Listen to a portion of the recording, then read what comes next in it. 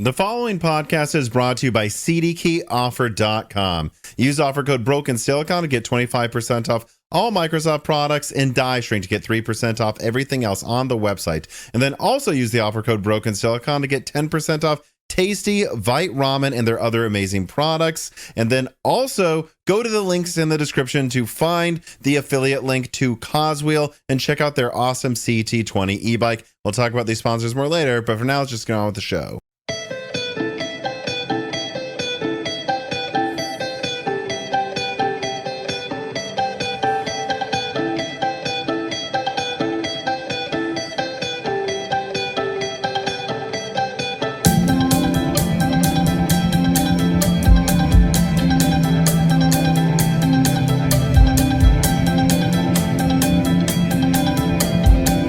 And welcome to Broken Silicon, a gaming hardware podcast. I am your host, Tom. And, today I was actually writing the, final version of the, script, I call it, that we use for, show notes. And I almost had this thing that was just where are you from? What got you? I mean, you've been on the podcast many times now. And I think it'd be a bit silly to go back through your entire childhood again. But, please, at a minimum, though, do tell everybody who you are, what you do. And I think a more interesting question that's more recent would be, what has made you more and more focus on testing monitors and image quality analysis over other things that I think you kind of were known for a while at Hardware Unboxed, which is reviewing laptops? Yeah, sure. So, it's me, Tim, here from Hardware Unboxed and Monitors Unboxed. We've got a podcast now as well since last time that we came on the show, so maybe I'll give that a plug. But I think with the laptop stuff, it's just what interests me really. It's been more on the monitor side. Image quality has been the more interesting things. The laptop side of things was covering gaming laptops. Eventually, just gets to a point where I kept testing all these laptops, and I'm like, man, would I really recommend someone actually go out and purchase this? I just think about all the use cases for a gaming laptop, and I get the point of needing a portable workstation to do various things. I'm sure some people have specific use cases for that. But when it comes to a gaming specific product, a lot of the time it just makes more sense to buy some sort of desktop PC.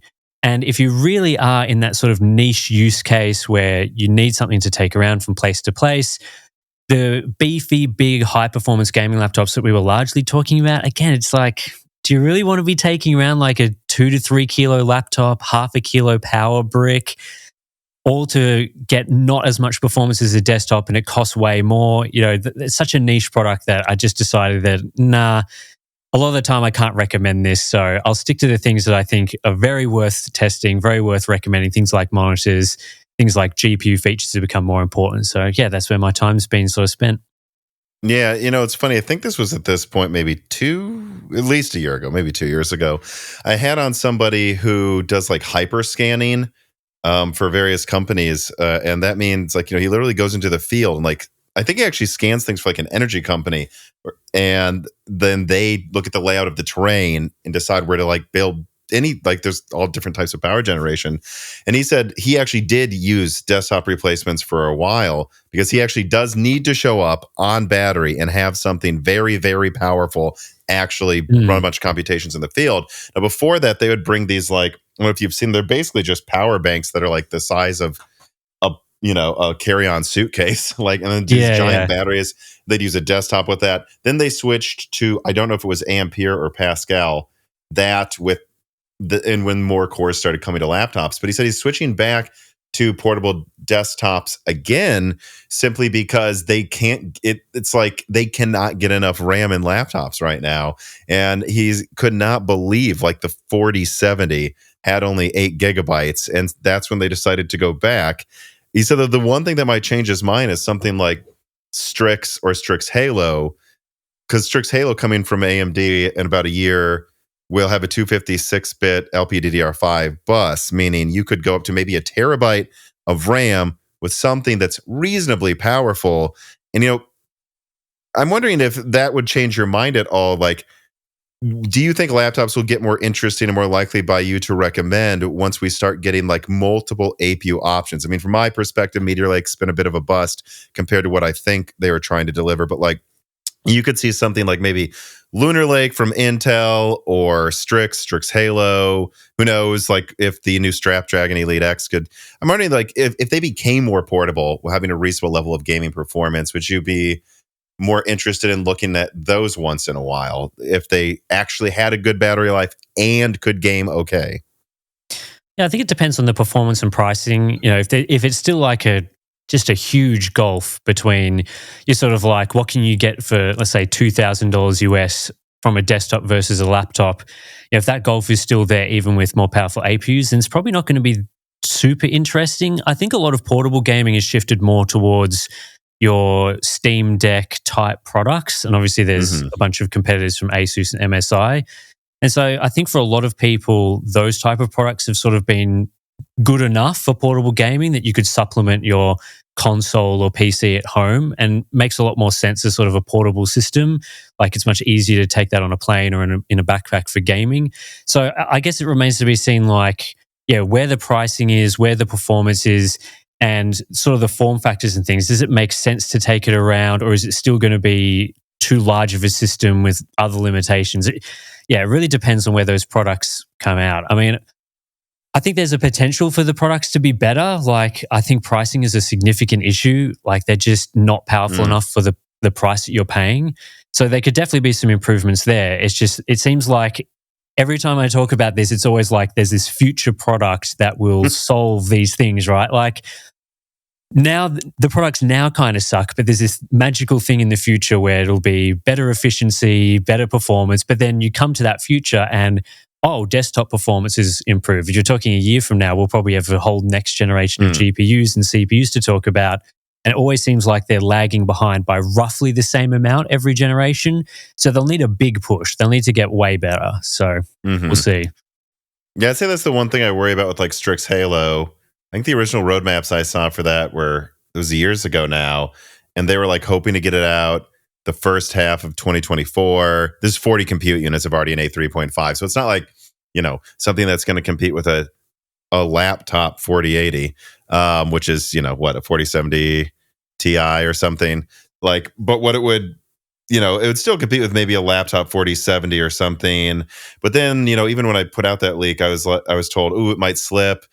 And then it was told it slipped again. And that it sounds like it's coming out now in 2025. And at that point, it's like, okay, so laptop 4070 performance would have been kind of impressive if it was coming out like now. But now you're telling me it's competing with what is really a 4060 Ti in 2025. That, it's starting to get to a point where it's like, yes, that's still probably better than what any other APU at the time will be. But I wouldn't be surprised if laptop 5060s are beating it by then anyways, Yeah. So, all right, but I do want to ask this question here. Chris Risk writes, and he says, hi, Tim. With regards to GPU reviews, do you think it would be practical to provide guidance on the potential longevity of a particular GPU based on its VRAM capacity? Or would it be too subjective and depend too much on the games being played and the settings and the resolution? Yeah, I think it's pretty hard to predict anything into the future with these things because, we tried with the Ampere generation. One of the big talking points about like the 3070 versus RX 6800 was VRAM capacity. And we sort of thought it might be a bit longer until we see the impacts of that. And then it came the next generation and it became a more significant issue than we'd anticipated. And then there's generations where I'm sure it'll be the reverse, where we'll say it's like, this is going to be a big issue in a few years, and it comes around and, game development takes longer than it did previously. And so things happen a bit slower and you're just way off. So I think it's always important to factor in longevity. So things like VRAM capacity are important. The longevity of the performance and features and things certainly is important and should be a factor in your buying decision. But yeah, I don't know whether we could say for sure, like, a 12 gigabyte GPU today will give you 4 years of longevity, but not 6 years. It's more just, I guess you have to just factor in that at some point in the future, this will not be sufficient and more is better. So you have to kind of weigh up, if you're skimping in one area, then it's going to become an issue sooner. It's just a matter of, how long you want to last your GPU to last. And I think if you're buying something like a 7600 XT with 16 gigabytes, you're sort of, I guess, mitigating a lot of that. So yeah, that's where I'd sort of see that. Yeah, I don't know. It's for me. Yeah, I mean, because this was always a thing where people would argue over it. Like I remember, like the GTX 1060 versus the RX 480. There were people acting like, "Oh, that extra gigabytes is going to be a huge deal." And there's still people now who like gloat, like, "Oh, that was such a huge deal." My personal opinion is it made a difference, but I don't really think the 1060 aged horribly. I mean, it's a mid-range card that seemed to have no issues for 5 or 6 years. So I think some people overblew that. But at the same time, when I look at Ampere, I mean, I remember at launch the 3080 was struggling with some settings in 4K, and the 3070. I mean, I remember I reviewed that one actually, and I was like, even Resident Evil 2 at higher, even me, actually, I just couldn't really run it in 4K long term. It would just start stuttering in some scenes, almost no matter. So I don't. For me, I feel like Ampere became kind of more obviously to become an issue than the other generation, especially like, don't you think you could at least at a minimum, I know this isn't perfect, but like look at how much RAM the leading consoles have and go, this is less than that though? Like, because like Pascal had more than enough RAM because it was halfway through a generation. Yeah, I think that's a pretty good indicator. And obviously, performance in games at this exact moment is a pretty good indicator. If there's like a few games that are struggling with an 8 GB GPU, for example, right now, then it's pretty likely that things are not going to get better in that regard in the future, right? Like you're going to see more titles where that's going to be an issue. And, I think we've seen people bring up the point of things like, a 7600 XT or whatever is too slow to utilize more VRAM. But I think that's very much not the case. Like in the future, there will be titles where you may be able to only play it on, let's say, low or medium shadow settings or whatever. But then you'll be able to crank up the textures to maximum on a 16 gigabyte GPU, which will have a big impact on visuals. And again, we hear people complaining about, why can't developers make low or medium textures look better? This is a big issue around like The Last of Us Part 1. The answer is because they can't be bothered, right? Like it's not good use of development resources to spend all this time making awesome low quality textures when they're intending people to play on high and ultra. So I think the easiest way to mitigate that is having more VRAM. You'll ensure that the poorly optimized games or whatever run the best on your GPU that you have. So, yeah, I think if there's situations where we're seeing right now that there's issues in some games, then you can be pretty safe to say that that's going to be insufficient in the future. It's always dicey when you get to like your 12 gigabyte GPUs now, where it's like there are some games that really go all out on VRAM capacity and sort of on the edge at 12 gigabytes in certain conditions, like ray tracing enabled, frame generation, maybe high resolutions. And again, the consoles as well, how much available VRAM they have is always a discussion point. It's not really the full 16 gig, but is it, is it 10? Is it 12?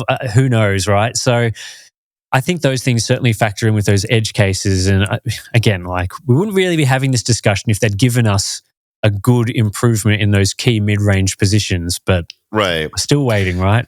Well, and I've heard a lot of developers say that to me too a bit ago. And they still say it is like, why are we arguing over if we're lazy when we're asking them to add $20 more of RAM? I mean, are we really asking for too much? And all of these games where they're like, well, look at this game. This game managed to work with this much RAM. It's like, yeah, but what you don't know is they put weeks optimizing around this 3070 because they knew that. And then if they have to do that for multiple architectures every time they make a new game, it just, it's like you said, like, are we really going to spend 3 months for the PC version to optimize texture usage? Or could we just say, I don't know, can you have 12 gigabytes, guys? I mean, I don't know what you want us to say at a certain point. Yeah, and there's always been this discussion of game development budgets getting crazy and out of hand and unsustainable for games. Yeah. And then it's like, is making a low VRAM setting costing them hundreds of thousands of dollars, millions of dollars in optimization time? That's probably a bit of an exaggeration of how much it would actually cost to do that. But that's money that it seems like these developers don't really have at the moment, resources that they don't have. I mean, we're talking about games that take 5 years to make, even without significant optimizations. And the PC version is always sort of the lowest priority tier. So if you've got a console that's got sufficient VRAM to run the game and you're deprioritizing a PC version and there's not enough resources and time and money to make the PC version better, is the better solution to have the developers spend more money or make it so that the GPU actually has had a sufficient amount of VRAM. And I think it's not like we're talking about unreasonable things either. It's not like 12 gigabytes at $300 or 16 gigabytes in the mid-range is unreasonable. It's very reasonable. No, we're not saying we want 32 gigabytes on every single card so the devs can put no effort into it. Yeah, exactly. It's like we've had 8 gigabytes for quite a long time. There's no reason we should be still in that capacity at the moment, well, except for greed and those sort of things. But yeah, profit margins, needing those to go up and things. But yeah, it's a bit disappointing. Yeah, I mean, I guess we'll have to see what happens. But I mean, it kind of sounds like the Switch 2, or what is it? I thought I saw a rumor today before we got on that said it could be called the Attach.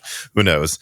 That it might have 12 gigabytes of RAM. And I'm sitting here going, man, if that is 12 gigabytes of RAM, even that's going to be quite a wake up to some of these GPUs. And actually, like, I was even thinking like the Xbox Series S, like you look at what the install base of like what the Switch 2 is could be. I guess we'll see. Nintendo doesn't always succeed, but like anything below that, I think that's when it's really going to hit like a hammer, actually, because why would they bother?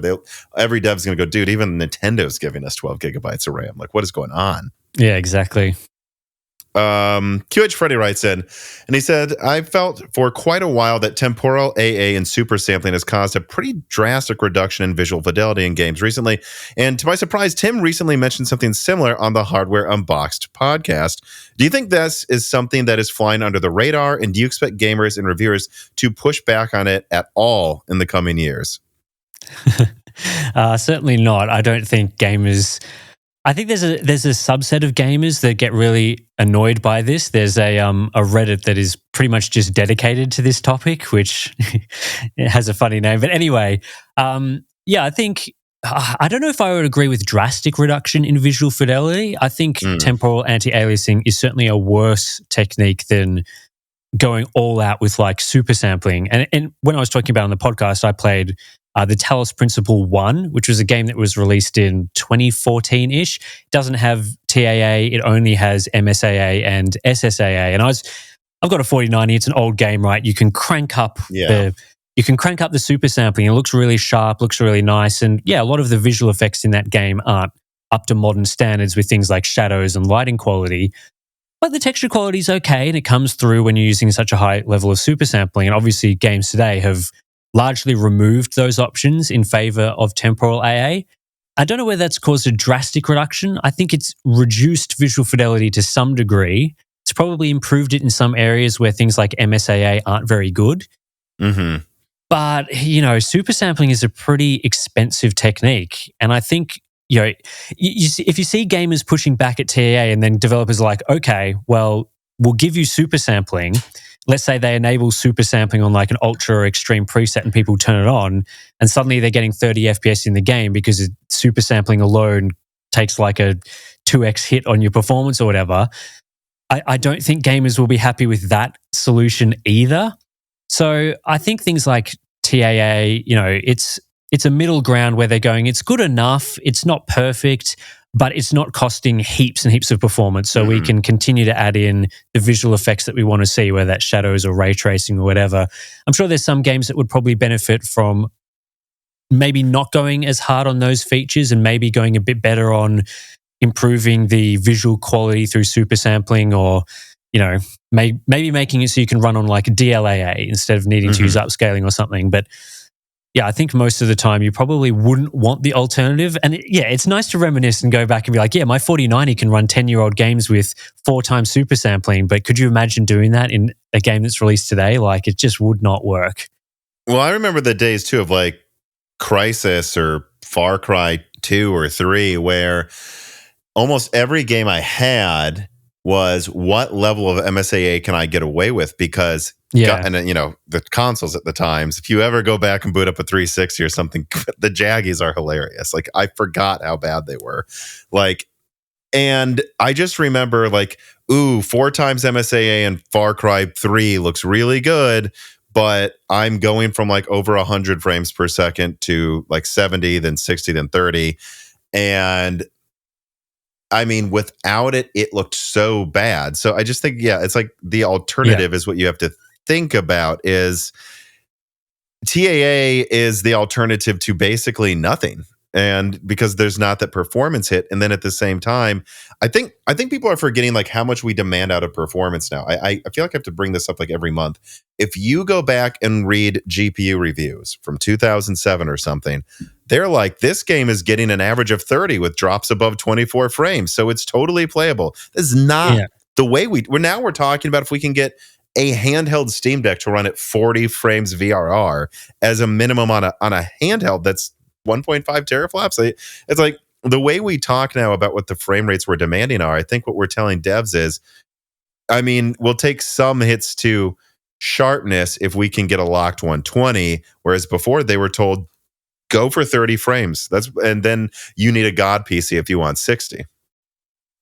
Yeah, and I think there's always options for developers to put in, say super sampling features and whatever. Like we see some games that have got resolution sliders where you can put up to 2x or something, and you can really push your PC to the limit. I'm never against those features. I just think that they probably shouldn't be included in like an ultra settings or whatever, because we know how many gamers just turn on ultra and hope for the best. You want those to be optional features, and it would be good for those features to be in the game, so that if you're playing like what I did 10 years in the future, a modern game, and you've got the performance to do so, you can run it at a high level of visual fidelity.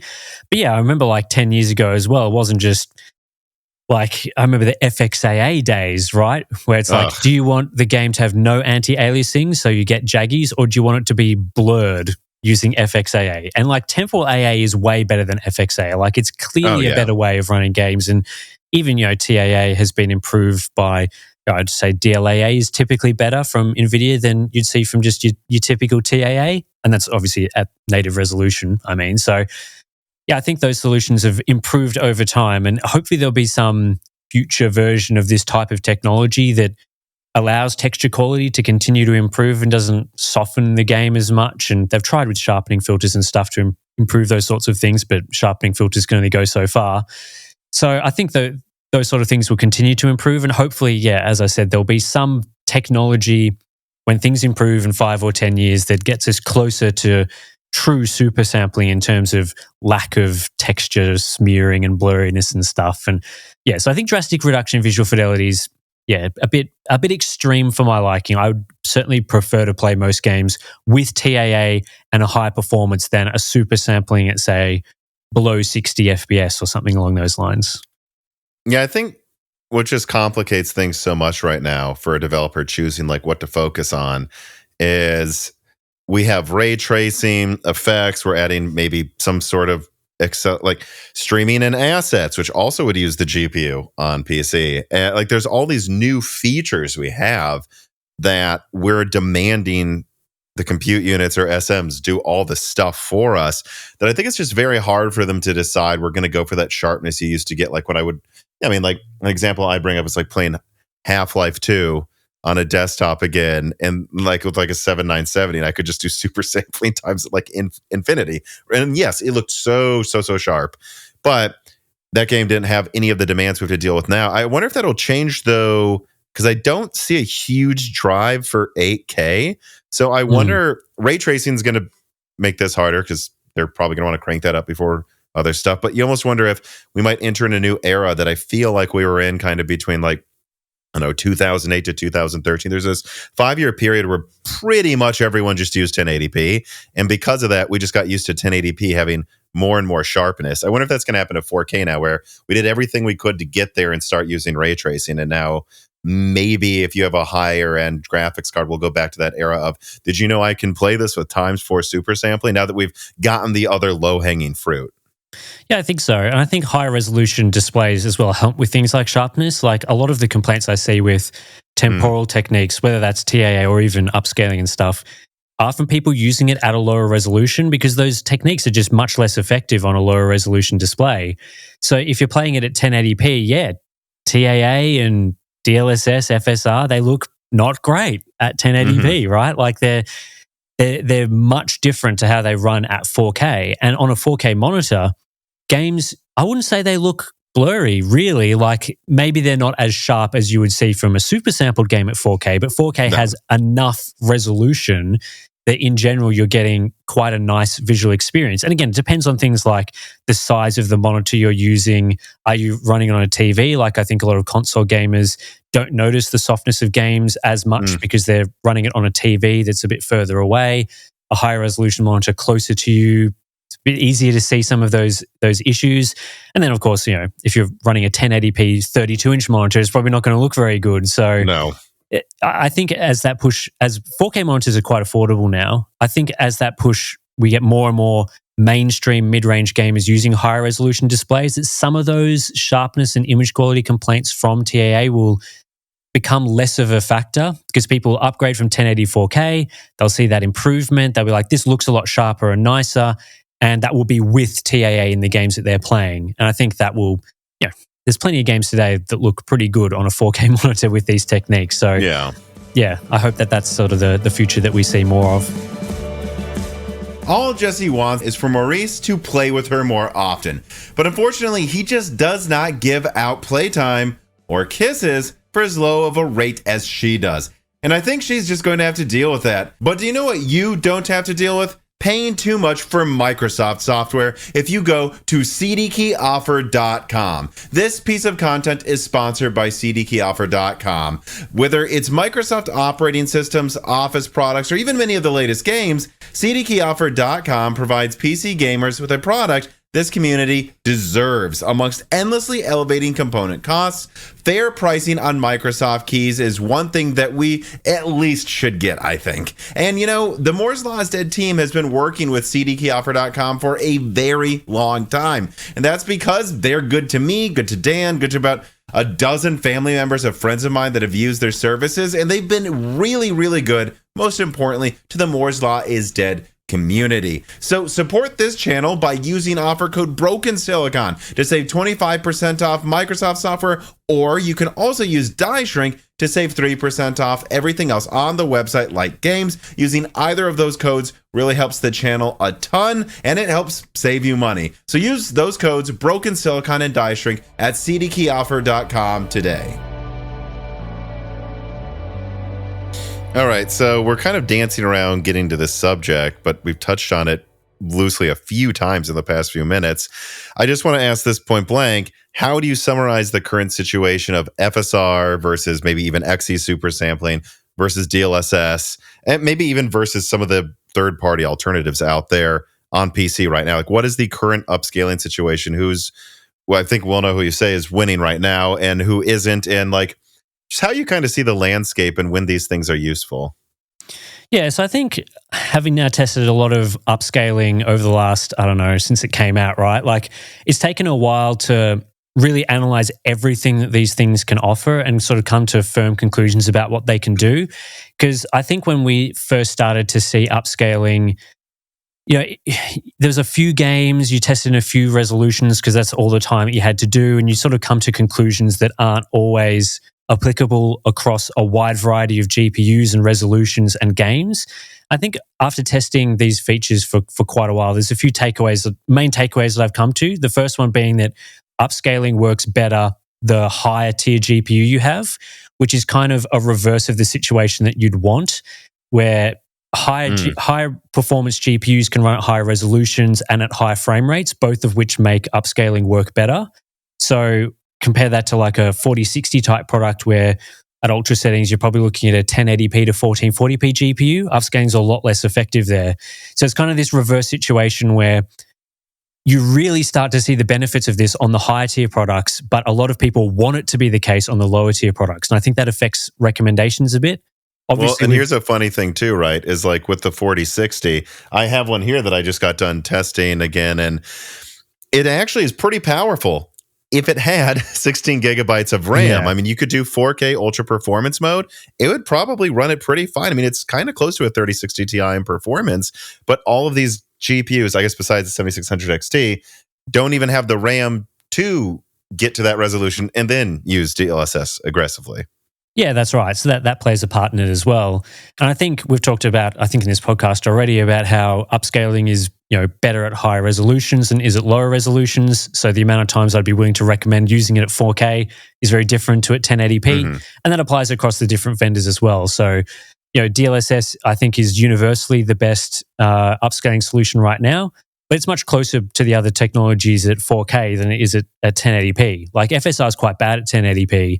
DLSS is not amazing, but is certainly noticeably better in pretty much every scenario.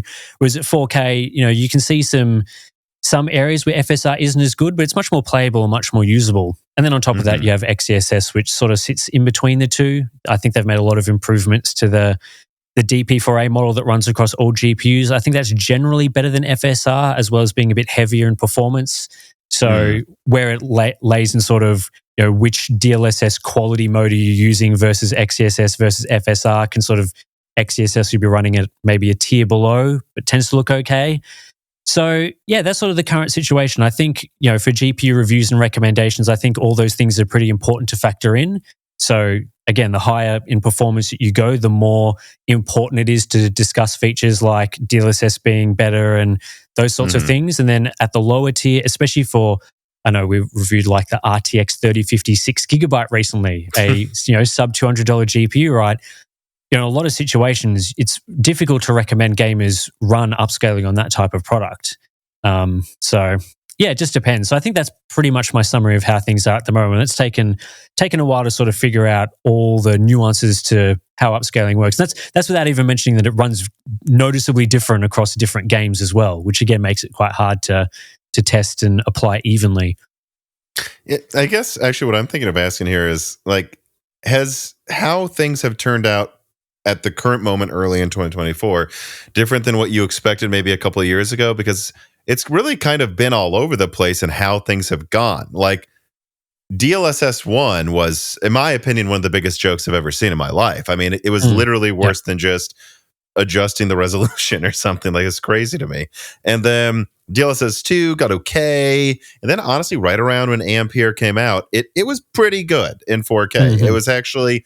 It was a real selling point at that point. And then FSR came out, and I think it was like FSR 1 was kind of like the low expectations benefited it. Like it actually was kind of usable sometimes and had its use cases and was not DLSS 1. 2 was almost kind of close to early DLSS 2, it seemed like. And then I think, speaking for myself, I kind of expected over time, it's like, okay, so DLSS 1 was way better than, FSR 1 was way better than DLSS 1. DLSS 2 got things together. FSR 2 seemed to be kind of competitive with DLSS 2. And then 2 got better and better and better and better. And FSR almost hasn't changed for 2 years. Just so bizarre to me. I'm wondering if that surprised you, that AMD, because they always seem like half a gen behind at most. I feel like they're kind of just getting to a full gen behind outside of some specific scenarios. Yeah, that's sort of typical Radeon division stuff, isn't it? Like, I could say it's surprising that they haven't updated it at all, but then, their software side features have sort of been all over the place and things just get depreciated or not updated for a while. So that doesn't, I wouldn't say it surprises me, but I don't know, it sort of at the same time has in some ways surprised me that we haven't gotten at least some sort of update in the best part of a year. I think the biggest thing that surprised me over the upscaling generations has been more the fact that Nvidia has been able to take DLSS from something that they kind of had to incentivize developers to integrate into games by, sponsorships, and whether or not money's changed hands, I don't know, but whatever. Like, you see the Nvidia logo in the game would have DLSS. If it doesn't have the Nvidia logo, it didn't have DLSS. That was sort of the early time periods, even around when DLSS 2 came out. I think their big success has been able to turn that and make it so that now all games have DLSS. Doesn't matter whether they're, the going out. The staying power is much more than I expected. Yeah. So I think part of that has potentially been that, FSR has not been a sufficient, all GPU solution that developers can integrate into games. I think if it was much closer to DLSS, then we might have seen more scenarios where developers would choose to only integrate one solution. But I think now it's gotten to the point where developers are just so used to integrating as many of these technologies as they can, that's sort of what I previously thought would happen is maybe there'd be some vendor agnostic version, or each developer would make their own version of upscaling that then they'd use in their engine, or maybe there'd be like a DirectX feature that would do it. I think that's now just been replaced by developers now know that you can integrate DLSS, XeSS, FSR relatively easily. Not too much work needs to go in. And the majority of them are integrating, at the very least, DLSS, potentially FSR as well. And then there's obviously a smaller selection with XeSS. So that has surprised me significantly. I think that I wouldn't have expected it to get to the sort of broad adoption that it has now. But I think it's also at the same time fair that it has, because it's a good technology that's worth including. So it makes sense that developers would want to spend the time to include it. Yeah, for the foreseeable future, I think in terms of like adoption, it's just going to be in what order do they get it? Like, because the developers I've spoken with recently, at least some of them were saying that actually there's often a lot of artifacts when they add, well, any of these technologies, but especially DLSS, but NVIDIA is usually willing to help pay for integrating it and like do like really help them out, but that still takes time. And so I think it's just a matter of like, is this a developer that has been using DLSS and will have it at launch? Or is it someone that will have none of them at FSR later? I think it's almost just a matter of who's going to have it at launch. And then depending on how big the dev is, which if they're a big one, they probably have it ready at launch. Like, do they have the money to add it right away? Or are they just going to add it 3 months after the game comes out? Because that's kind of how I see all games going for now.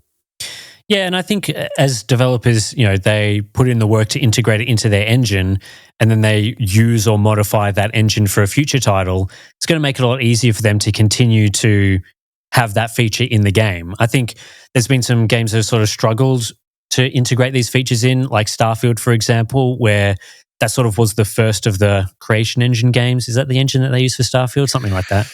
I mean, yeah. This is Bethesda we're talking about. Yeah, Bethesda Studios we're talking about here. I think it's one of the more recent examples of sort of an engine that hadn't used that technology before, putting it into the game, and then even like FSR, AMD-sponsored game, FSR was not amazing in that title. And then that's the thing I pointed out too, is everyone was talking about NVIDIA's performance at launch. I'm like, guys, this game just isn't performing well in general. Can we just what was it like? You were struggling to get it past 60 on like AMD's top card at like 4K with like even high settings. I'm like, I think this game's an example of like running great on anything, to be honest.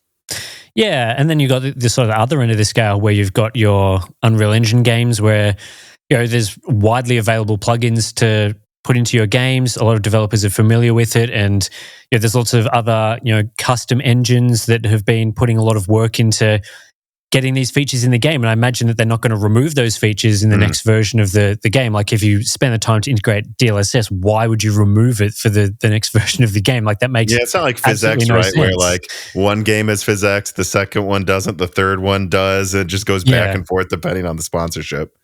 Yeah.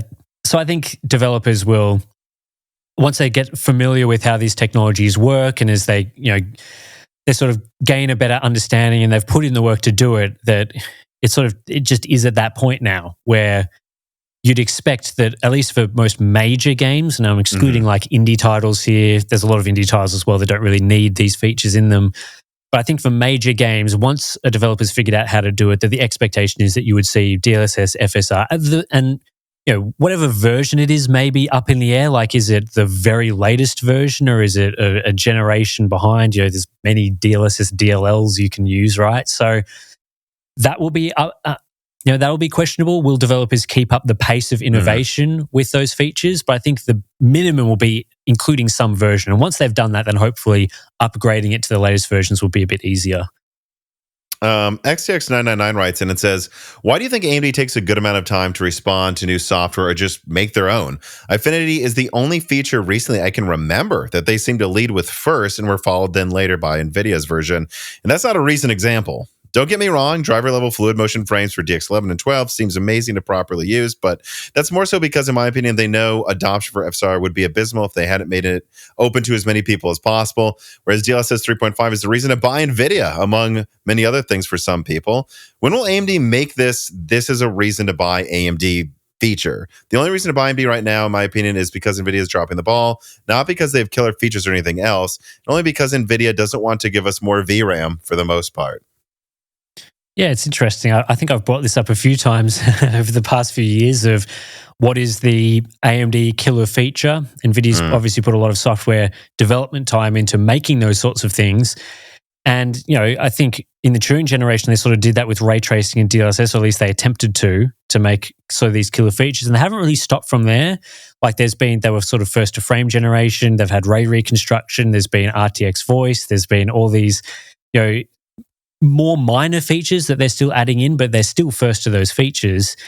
And I guess that just comes down to the software development resources that they've got at each company. It seems like Nvidia is simply investing more money and more time and more developers into creating these features than AMD is doing with Radeon. But I think it goes beyond that, because there are some things where I see that AMD could have, I don't know, like easier wins than they're getting. Like things, for example, a lot of discussion about VRAM capacity and making sure that you've got enough VRAM for the future. And one of the easy wins that they could have is simply having more VRAM than their competitors at every price point.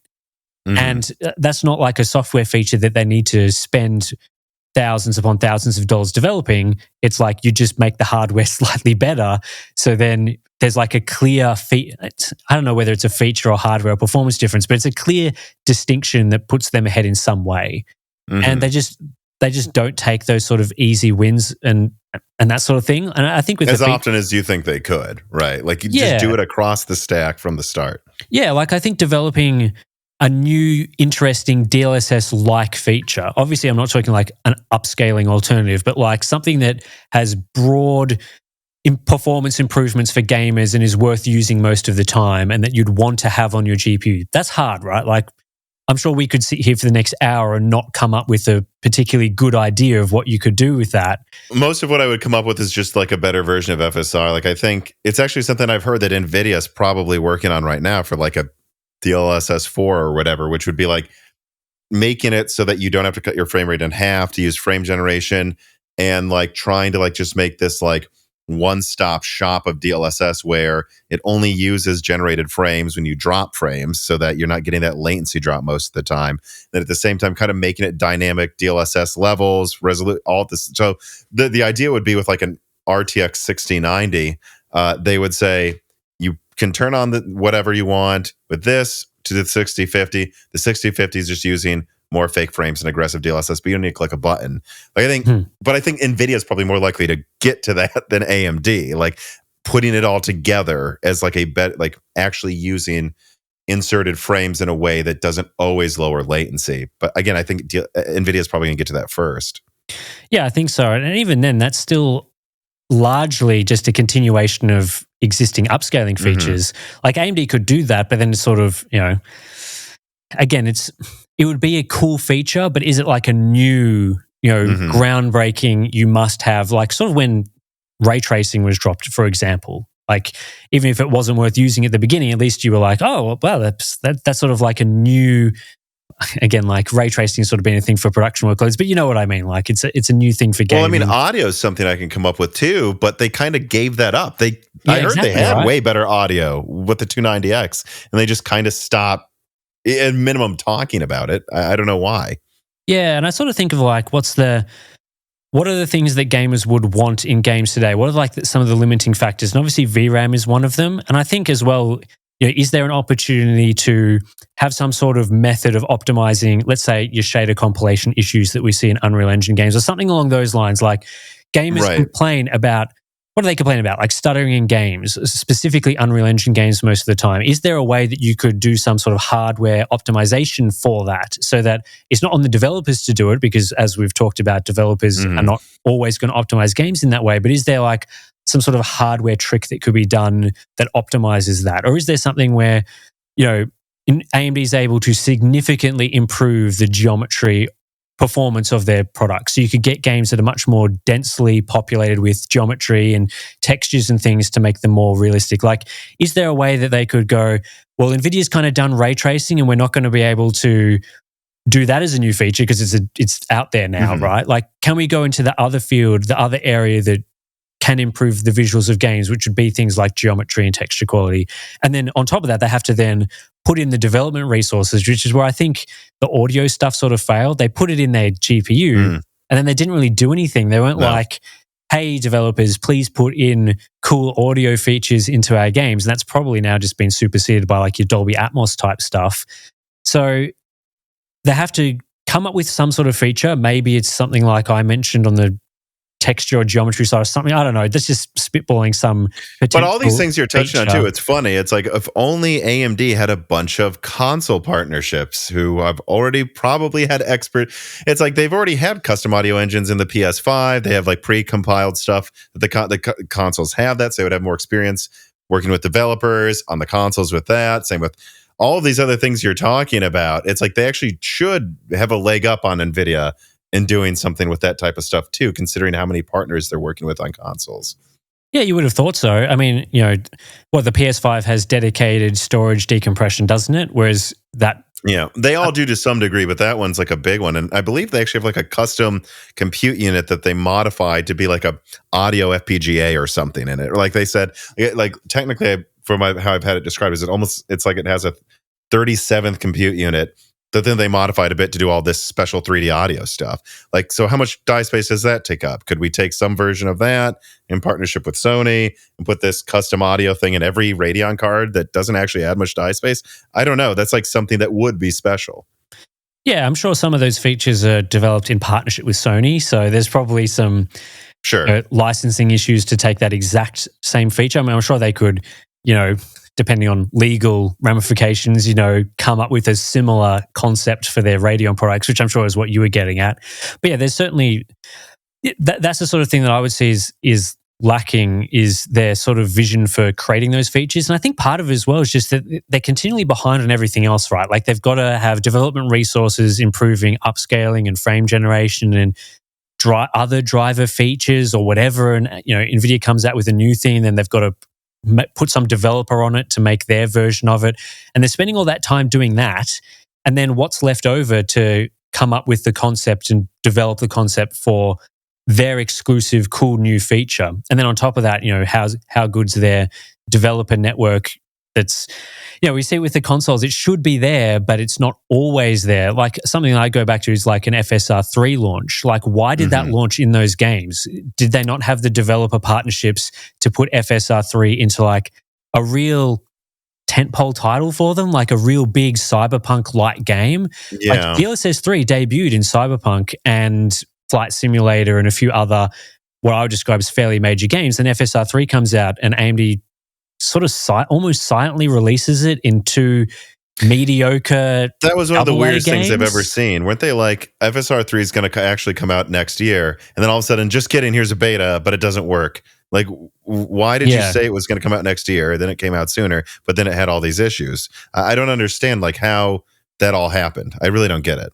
Yeah, it's very puzzling to me that. I know, you know, obviously developers have the ability to, once AMD gives them the code, right, like just publish an update with it in there, I guess. But you'd think that when you've got such a major feature coming out that a lot of people are excited for and waiting for, that you would try your best to present it in a good light, which would mean putting it into at least a game that a lot of people would actually own. So, you know, not a lot of people had bought Immortals of Avium or Forspoken. Like, they're not major titles, whereas a lot of people, as soon as they buy their 40 series graphics card, probably own Cyberpunk. And so could go in there almost straight away. I can't remember whether it launched alongside the games or not, because we got pre-access or whatever, but it was pretty soon after you could start using the feature. It ran well. It was optimized well in that game at the time, relatively speaking, considering it was a first-gen release, obviously. And then, yeah, so it doesn't give me a lot of confidence that AMD could do something similar, even if they did come out with like a new cool feature. They've sort of tried, you know, there was Mantle back in the day, and I think that was around the time the audio stuff you were talking about came out. And there's a lot of promise there. And obviously, Mantle sort of became the low-level APIs in a way that we've seen today. But, you know, do they have that development resource network to go and sort of create a feature and also make it worth creating the feature? So then they spend all the time making the feature, and then they know, well, we've got all these developers on board that are interested in using it and are going to use it. So then it makes, you know, kind of on both sides justifies the effort together. It's questionable to me whether that's there at the moment for them to do something like that. But yes, they seem stretched. To me, it feels like, you know, really what I'm going to get at is just some sort of lack of like initiative and leadership at Radeon. But like, it's just, like what you were talking there, like how kind of scattered it is, and like, ooh, how does this really help that or connect to that? And then we're going to do this launch that does that, but then the next one just almost seems to forget why that one succeeded. It's almost like they need like a lore master. Like I know, like I think the creator of like Game of Thrones like literally pays several people 6 figures to keep track of the lore, because he's like, it's worth the money while I'm writing these books. And it's like, is there not like someone at AMD?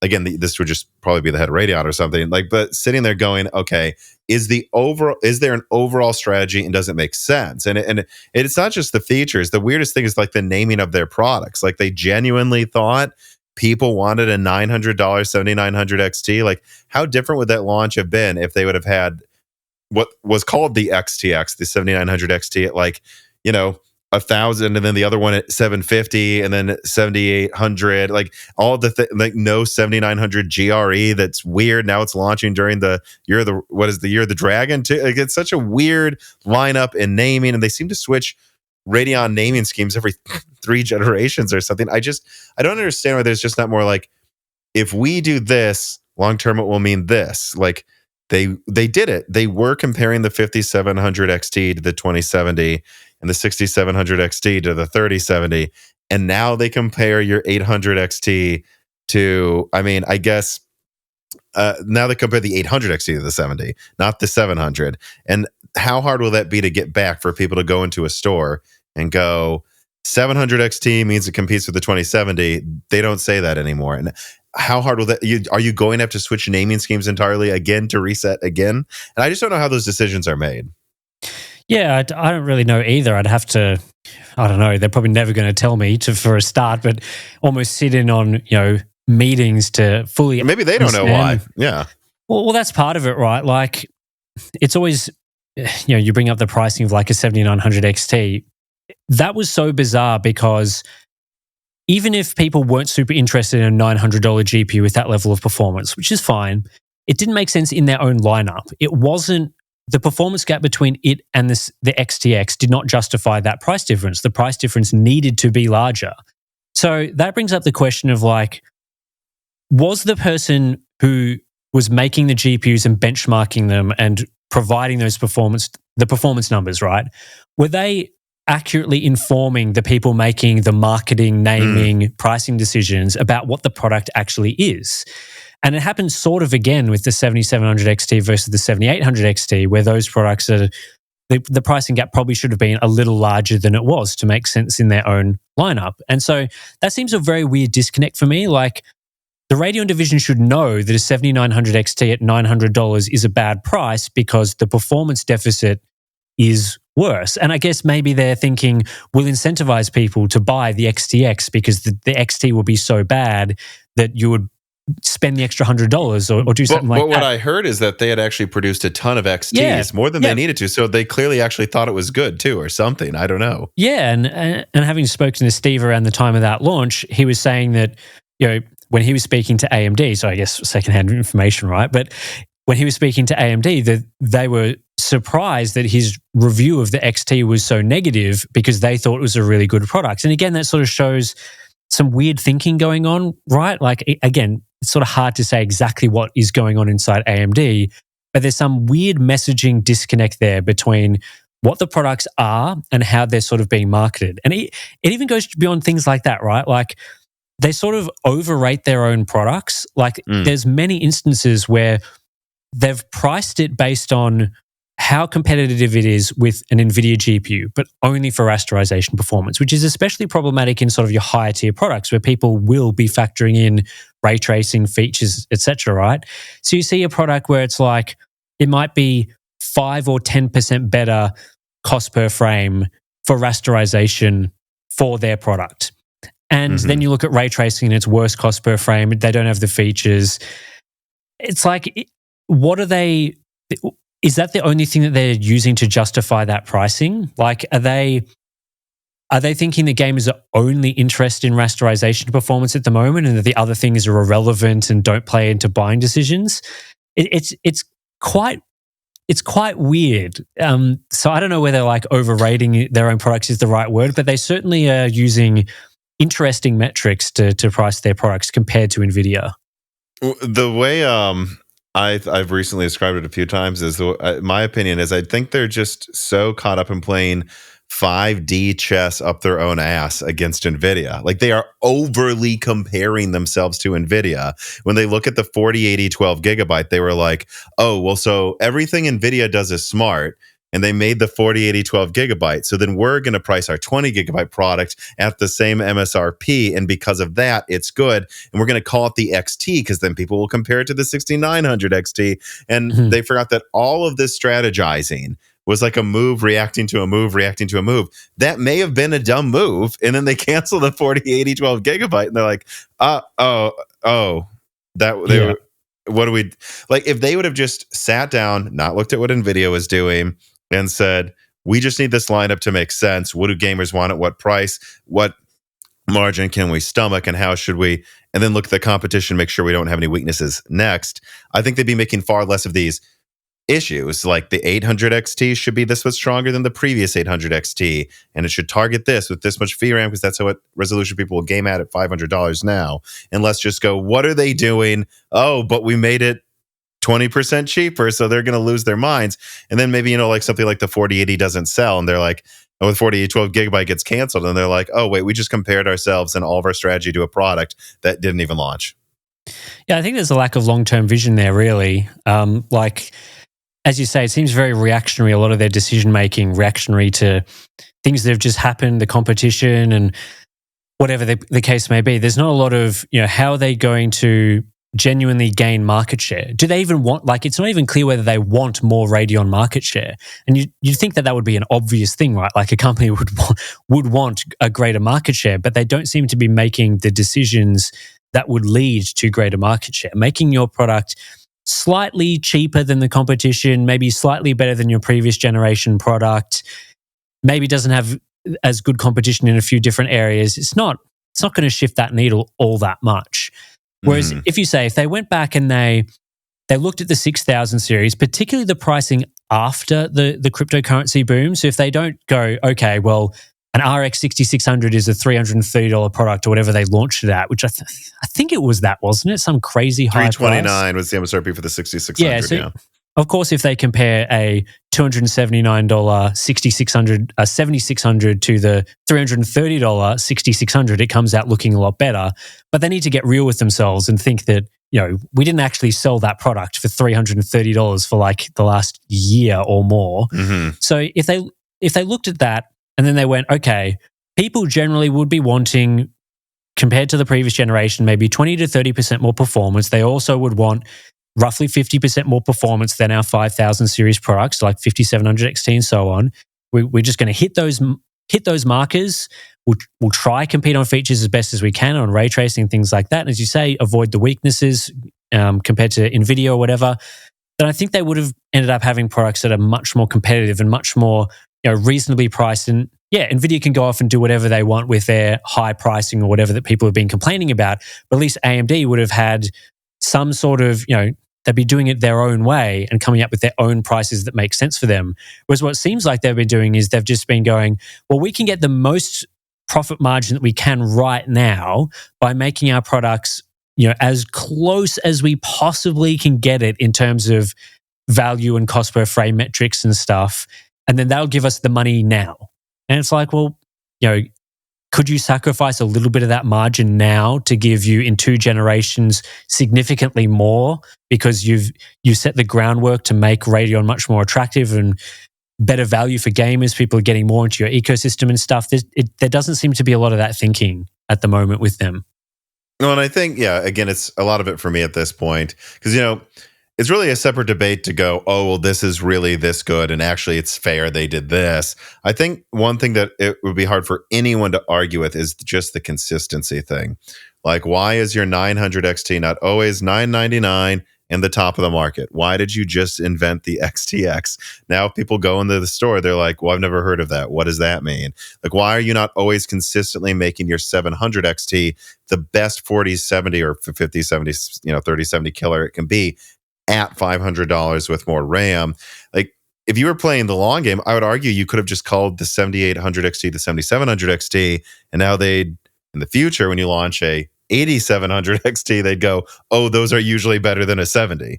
But instead, no one really knows what they're buying. And so whether it was fair that they did this or did that for price performance, just that itself tells you they're not thinking long term, right? Because they're not even setting people up to have consistent expectations every generation.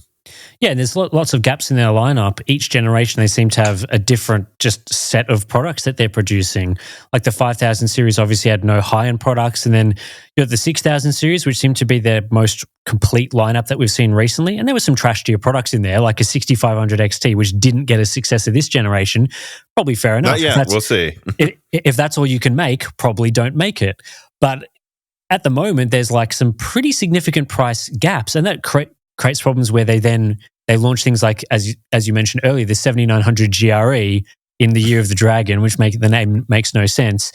And so they run into those sort of issues where Nvidia sets the pricing structure. So they've always got, a $1,200 product, $1,000, $800, $600, $500, so on, down to the low end. You very rarely see Nvidia come out with like a $380 product. It's $400, and they make the product. They've got the name, and they've shifted the names around a little bit in terms of like they've tried to shift up the naming tiers and whatever that's been talked about at length. So they've tried to do that, but generally you get fairly consistent gaps in pricing that make sense across the lineup. And then AMD comes in, they just sort of slot things in, like they're just like, okay, well, we can make a $500 and a $450 product. But then at $350, we can't really make anything, so we'll go down to $270. We won't really offer anything in between those. Oh, but then later we'll create a 16 gig version that's sort of doesn't really offer that much except the VRAM, but it's sort of in the middle there. So I don't know whether that's like a hardware issue for them, like they just don't have enough configurations that they can deploy for these products to complete the stack from top to bottom.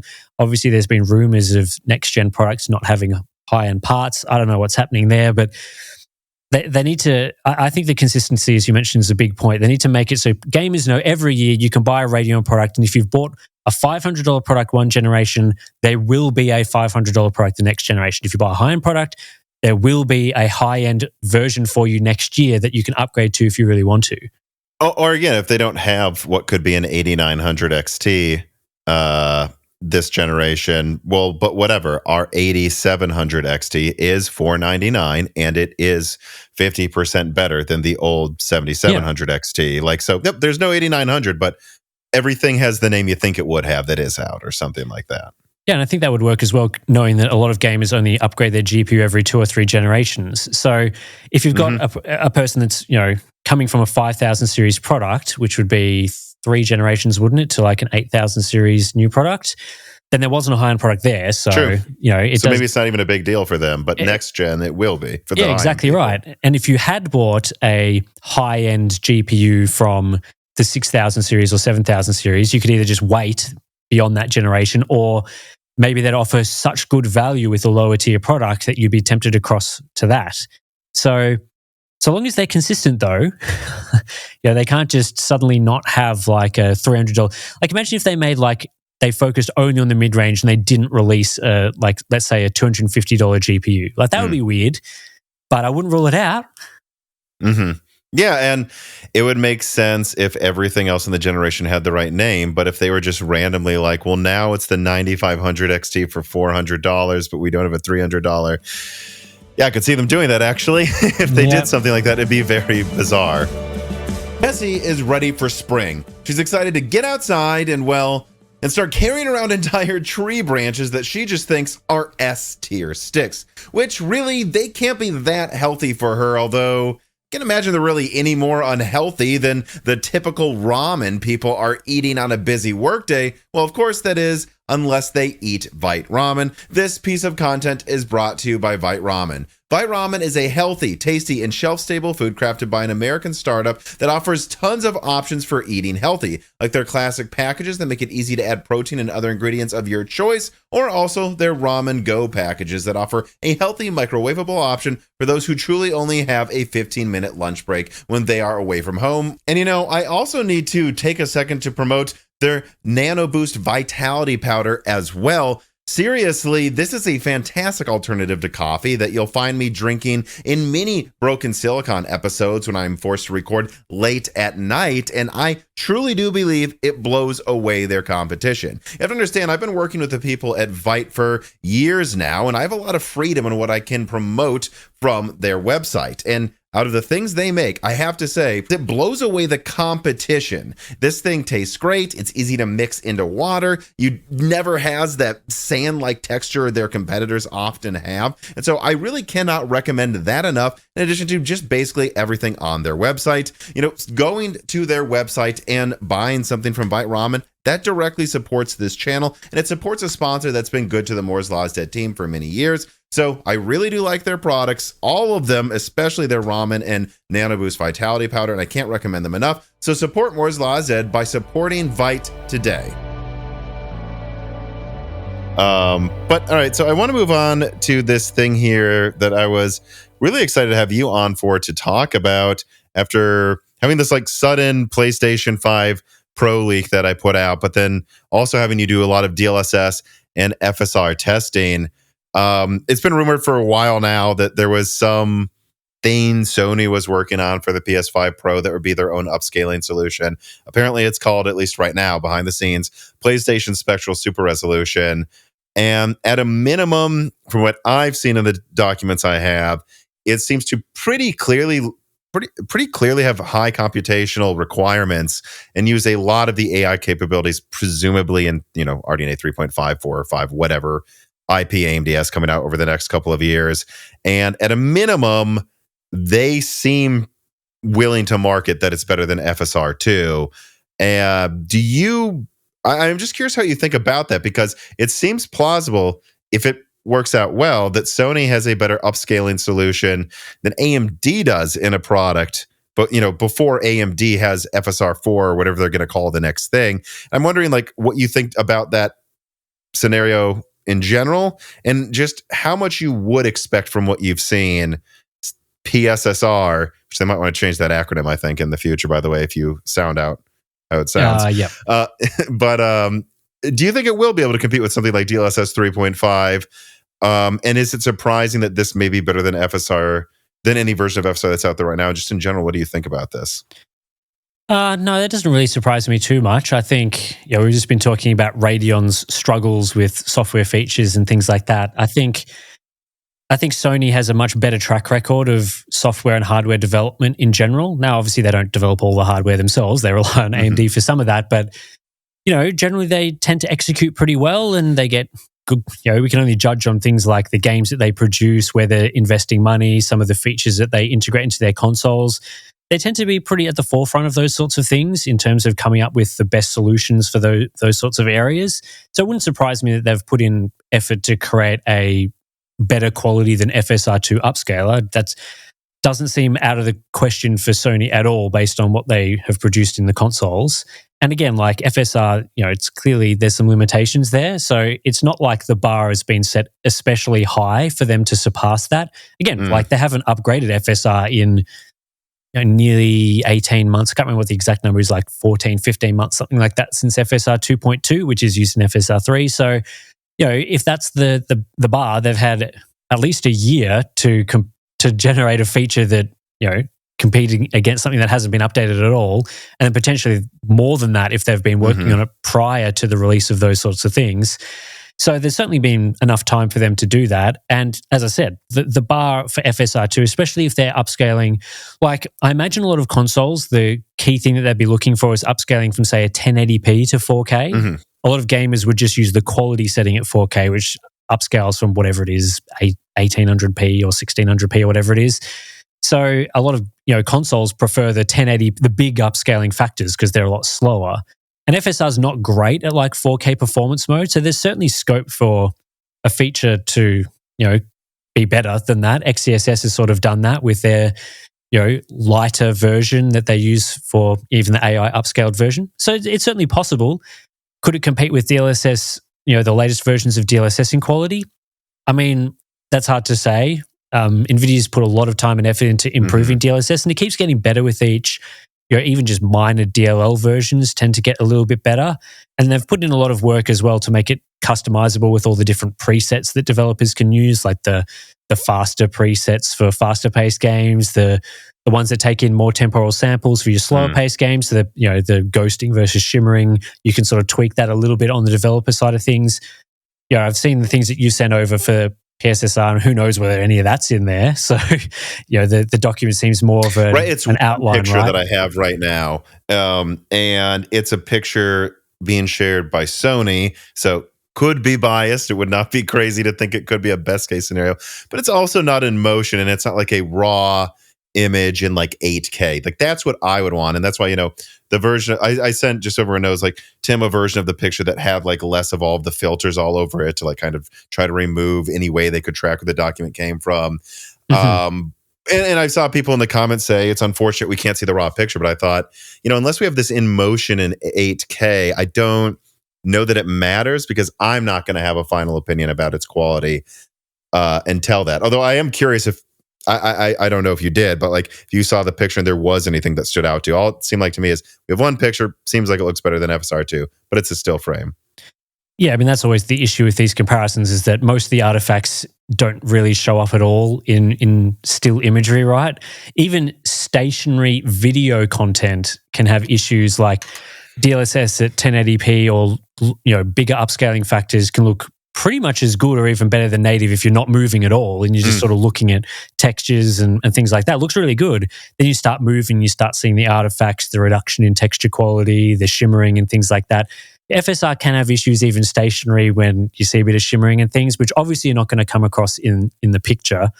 No. I mean, the picture that you've shown sort of looks pretty, like it's definitely better to get it without all the filters and stuff on it. So that's nice. But yeah, I mean, it looks to be better quality than what you see from FSR, but I don't really have a lot of context to it. Like, what is the version of the upscaling that they're using? Is this from a low resolution or is it from a moderate resolution?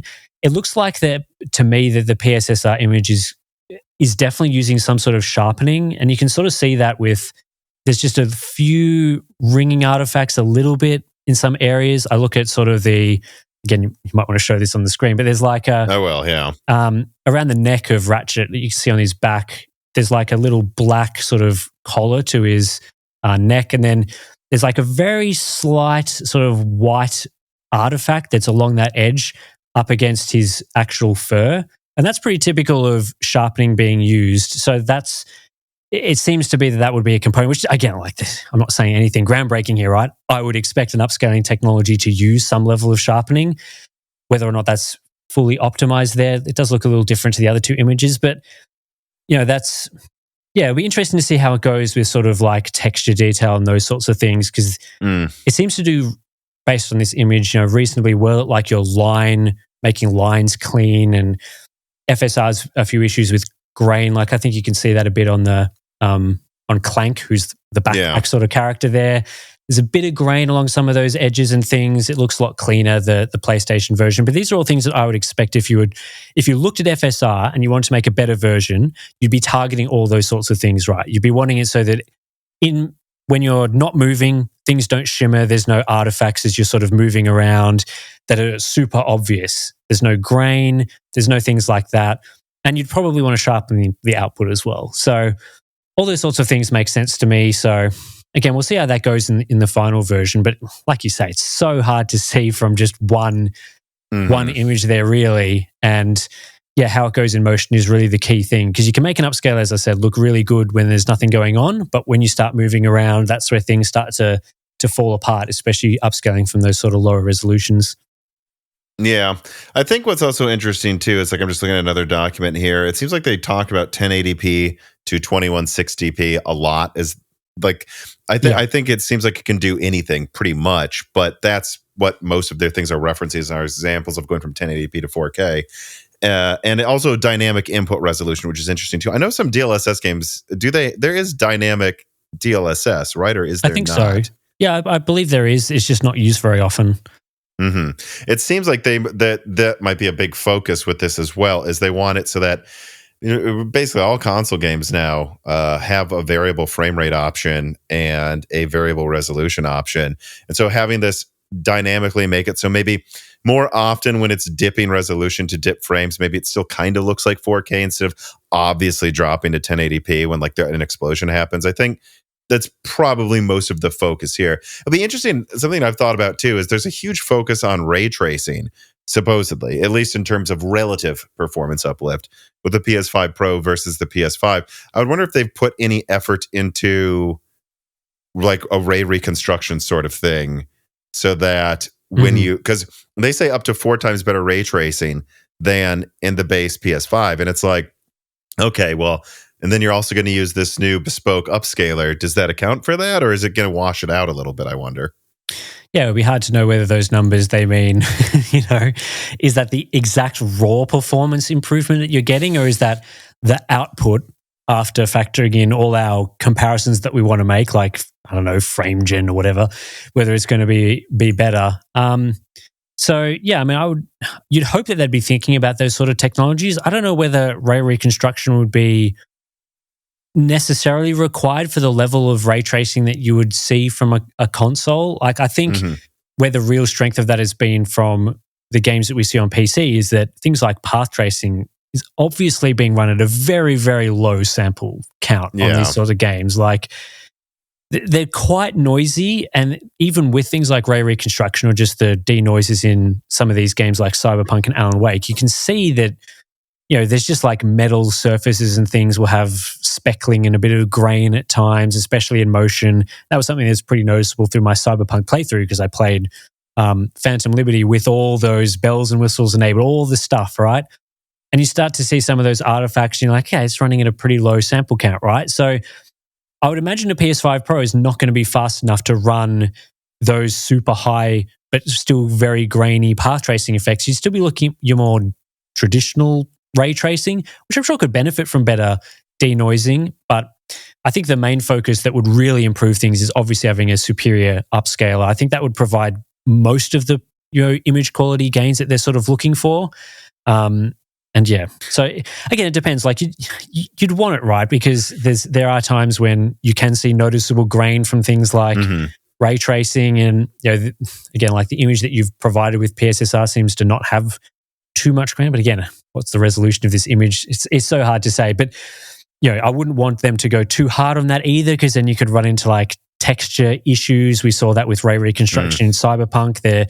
If it's a complex texture and it's being used for like a ray traced reflection, there can be times when the texture quality doesn't come through because it's interpreted as noise by the reconstruction algorithm. So there's going to be some balancing act there if they want to introduce a feature like that. And yeah, I don't know. Again, it depends on the sort of levels of ray tracing that it's genuinely capable of. I'm not disputing that it could be significantly more powerful. I think 4 times more powerful, I'd be. They said in limited scenarios, they said 2 to 3. Okay. Which, you also have to account for the fact that they're like in raw performance, like unoptimized, not using any of the new hardware features in the new versions of RDNA. They're like, it seems to be like 45% faster. And then you can throw on top of that maybe up to 4 times better ray tracing, or they said 2 to 3, generally speaking. Like, I think honestly what their goal was this time around was, and it's funny, I was talking to my usual co-host Dan last night about this, is when you think about like the Xbox One X and the PlayStation 4 Pro, it made sense that they marketed, which is really what it was, marketed 4K capable, because at the time in like 2016, 2017, 4K was like kind of a thing. 4K TVs were starting to sell well. It would make sense why they would make 4K a big focus and hence give their consoles a little extra RAM. Like the PS4 Pro got an extra gigabyte of RAM, and talk about that. But at the same time, a lot of developers were kind of annoyed. They would develop a PlayStation 4 or Xbox One game, and they'd say, okay, well, now we've got to decide, are we going to add an extra gigabyte of textures to this or more for the Xbox One X? We could go for a higher frame rate, but not that much higher, really. Like what are we really, like, are we really going to put all of this work into better geometry and textures for something that's like 50% better?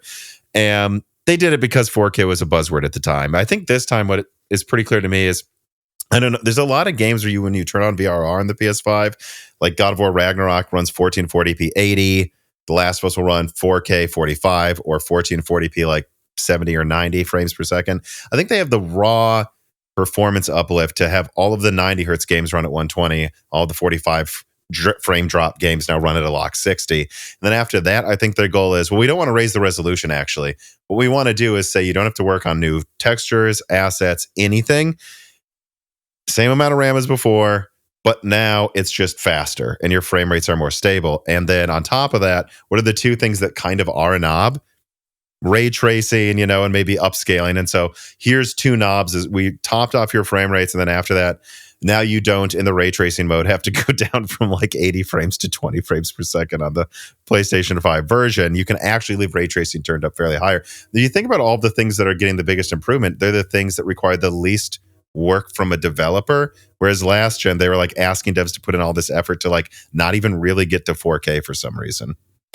Yeah, there's been a few interesting. I'm not super up on the console side of things. I do own a PS5 and play some games occasionally on it, but I'm not as up as like a Digital Foundry would be. But I think it's been interesting. There's been a few console games that have made like ray tracing performance modes, which has been very surprising because it seems like those modes haven't done all that much.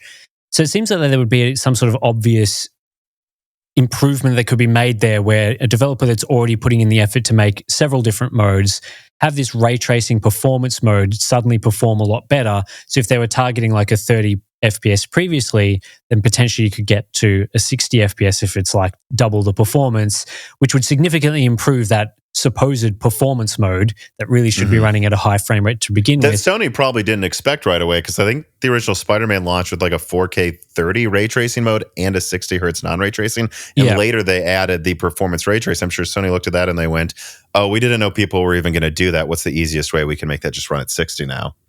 Yeah, obviously there's going to be some CPU performance limitations there. So a lot of games that run at 30 FPS to begin with and are targeting 30 FPS, I don't imagine will get any performance benefit from a PS5 Pro, because the main reason I'm guessing games are targeting 30 FPS is more CPU side limitations than I actually GPU. Don't know that that's true, to be honest, because I can't find. Well, here's a funny, Red Dead Redemption 2 still runs at 30 frames per second on all of the consoles for some stupid reason. But apparently there was a Digital Foundry, speaking of them, had a hacked PS5 that was able to hack in a higher frame rate on it running Red Dead Redemption 2. And they tested some scenes and they found that going from 4K basically ran locked 60, but there were frame dips. The second they switched to 1080p mode, absolutely zero frame dips, even in like the dense city area. So I don't know. I think where the CPU limitation thing comes in is I think that's definitely going to stop half of games having a 120 hertz mode still. Like, you're not going to get that. No. But I still somewhat doubt like a 3 point whatever gigahertz Zen 2 CPU can at least get above 60, or I'm sorry, get around 60 most of the time. At least most tests I've seen where they hack something in on the PS5, they find it's still the GPU usually holding it back. I think for most games that would be the case. And obviously the majority of this generation's console games have had some sort of 60 FPS mode in them. There's only a few outliers where there's been 30 FPS only. And I guess it's, developers can make decisions like, well, the game runs at 50 FPS and we're CPU limited, so we'll run it at 30 FPS because we can't get to 60, and we don't want to deliver it unlocked.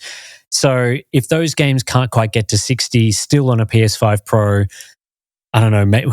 I don't know what they would do there.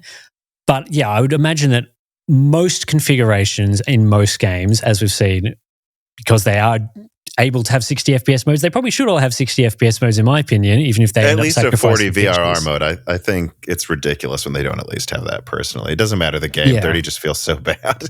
Yeah, 30 FPS is certainly not an ideal experience.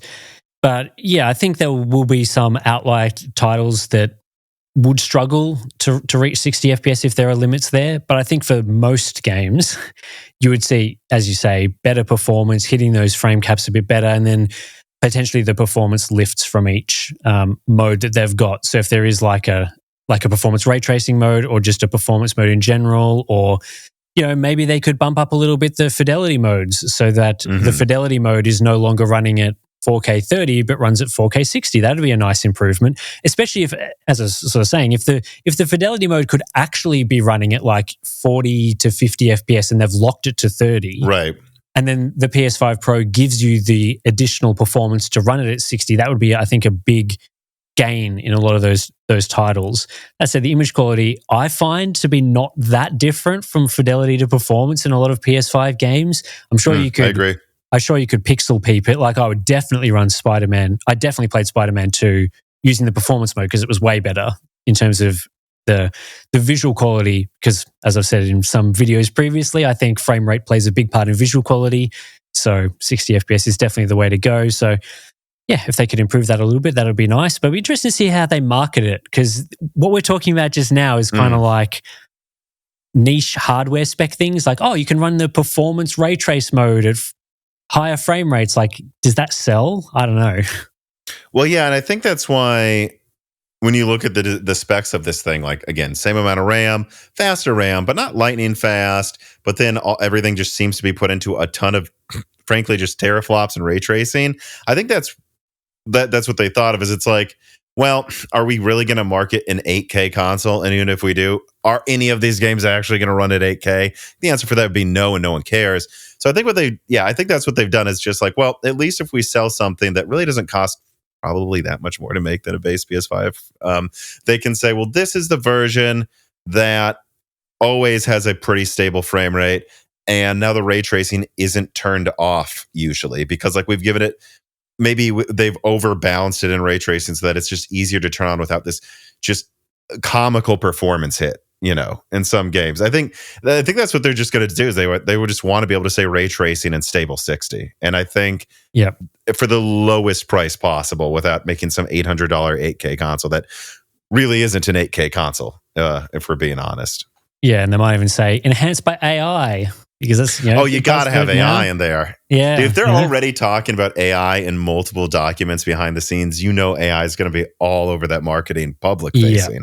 I mean, but here's some interesting questions here, though, I think. Clean Sweep writes in and says, how would RDNA 4 affect the GPU market if the cards had half to identical or even just the same ray tracing uplift as the PS5 Pro had versus RDNA 3? Because, I did the math, and I think it's just worth like talking about often when they're talking about like peak ray tracing claims.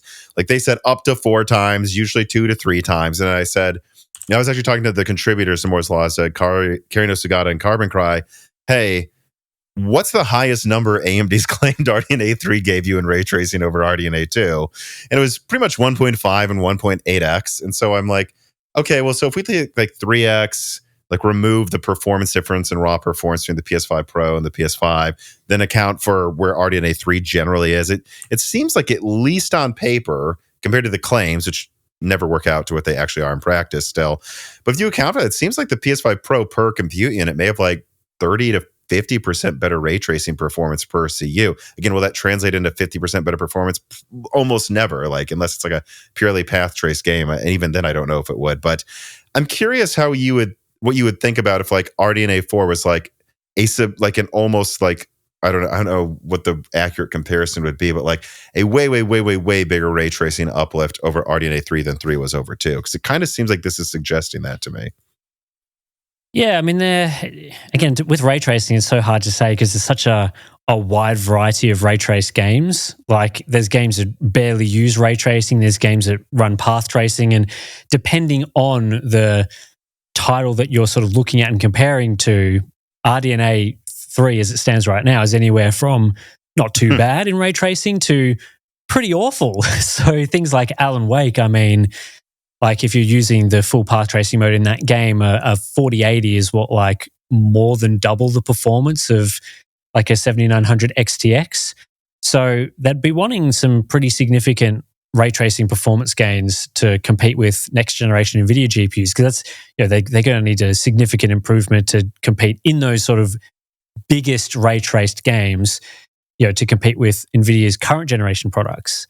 But then again, there'll be some other games that use ray tracing a bit lighter, where a doubling of the performance would be, give them quite a significant lead. So, yeah, it'd be interesting to see how that goes. I think if there's, similar performance uplifts to the PS5 Pro, that's certainly a step in the right direction. I think that they probably should be focusing on ray tracing performance over rasterization performance, considering that that's probably the weakness of their products. So you want to touch up the weaknesses, right? Make those a little bit better and close that gap. And if the trend is more games utilizing ray tracing. So even games like, what was it, Avatar Frontiers of Pandora has ray tracing enabled in all the presets. You'd want to make sure that as games start to do that, that you're not falling behind in just even your standard performance benchmarks. Right, because I think it could start to happen if they don't get this together. Yeah, that's right. Like there's going to be a time where, like right now in most games, people would be benchmarking the rasterization mode, then the ray tracing mode, and then in a lot of games, there's separate toggles, right? Like the ultra preset doesn't enable ray tracing. You have to go and turn it to the ultra ray tracing preset or something. But then I think as GPUs get more powerful for ray tracing, you're going to see less of that. There's just going to be the presets, and then some of the presets turn on ray tracing, and some of them turn it on to even higher levels. And you wouldn't want those games where you can't turn it off, where AMD is just falling well behind in the charts. Even a game like Avatar, what is it? The 7900 XTX is sort of around 4070 Ti, 4070 Ti Super levels of performance, whereas normally it would be more around your 4080 or higher than 4080. So they need to focus on that with performance. So I think it's good to hear from, we'll see whether these documents and rumors and things end up, coming to PC in the way that's been rumored. But at least if they're focusing on these, and maybe Sony's forced their hand to focus on this for next generation hardware, then because they want to market it for the PlayStation 6 for sure. They're like, AMD, we don't want to not be able to run modern games for our next gen. This has to get together. Yeah, that's right. But it always comes down to pricing and things like that as well. It's all well and good if it's significantly faster for ray tracing, but then if they still market it based on rasterization performance and things like that, then maybe it's not going to be as good value. It's hard to say, because I think that's a big issue. And what we see with these ray tracing GPUs as well is that because there's been so much stagnation in the mid-range of GPUs, then there's less games that use high levels of ray tracing because they just can't run on the mid-range hardware that people have today. So, fingers crossed we see RDNA 4 helping out in some way in that area, so that your mid-range, your $300-ish GPUs have much more capable ray tracing performance, so game developers can actually justify the big ray tracing gains that's sort of going to push this next generation of games. Well, and I think going to Clean Sweep's direct question, I guess, to try to quantify it, it seems like the 8700 XT, or to be honest, I have a suspicion one reason they definitely wanted to call it the 7800 XT is so that they can compare the 8800 XT to the 7800 XT at $500 and say, look at these massive gains. Don't compare it to the actually strongest one. Like, let's say they have, it sounds like this thing's going to be probably around, I don't know, maybe 7900 XT. Who knows if we could get to the XTX, somewhere around there in the $500 to $600 department late this year for RDNA 4. How significant would it be, though, if the rasterization was as good as the 7900 XT for $500, but maybe in ray tracing, it's actually as good as the 4080 for $500? Like, how much more significant is this product, in your opinion, if it does get that ray tracing that many tiers higher at the $500 price point versus just hitting the rasterization people want at that price point? So you'd be saying, right, like that the ray tracing performance is actually like better than you would see from the rasterization performance tier to tier? Because what were you saying, a 7800 XT, like the future generation of that would have 4080 like ray tracing? That's a pretty big performance uplift. Well, yeah, so that's what I'm not saying necessarily I know that it will, but I'm pretty confident in the rasterization, which is to say I think their mid-range RDNA 4 card is going to be at least 7900 XT, at least $500, somewhere around there. So how much more does it make this matter if its ray tracing isn't, 7900 XT, which, to be honest, often loses to the 4070. Maybe not. It does, though, sometimes. Yeah, versus if it actually was around a 4080 for $500, like, would that really, you think, change the game? Then remember, that means a cut down version could be $400 and be 4070 Ti ray tracing for $400. That, like, how much would that change the game? Yes, I mean, this is all hypothetical, for example, but I've just looked at our performance data from the 4070 Ti Super review. So pretty recent data. We've got the 7900 XT between the Ti Super and 4080 at 4K for rasterization performance. And then for ray tracing performance on average, let me just scroll down here. I think we have it around the level of the 4070. So that's the 7900 XT in both situations. So it's okay, between the Ti Super and the 4080 in raster, and then for ray tracing, it's around the 4070. So in both situations, it's below the 4080. So if we're talking like it could be a 7900 XT for $500, but 4080 ray tracing, then they've must have put in some huge amounts of ray tracing performance improvements, and that would make it sort of bounced almost the other way to some degree. Like they've brought it up to the 7900 XT level for raster, but for ray tracing, it's even more of a gain. I think that would be a very, very, very compelling product, and would sort of show that AMD has been able to, sort of work on their weaknesses to a pretty significant degree. I mean, 7900 XT would only need to be, in our benchmarking at least, you wouldn't need to double the performance to get to a 4080 on average. So obviously that you may not get there in your path trace games, but on average, you would need, at least a 50% to 2x performance somewhere in there. If they can offer that plus the performance at that sort of price point, it wouldn't be too bad. But then we have to factor in that a 7900 XT is approaching $700 now. So obviously, if you're comparing it to a $900 GPU, it's a bit different to what will probably be more like a $700 comparison.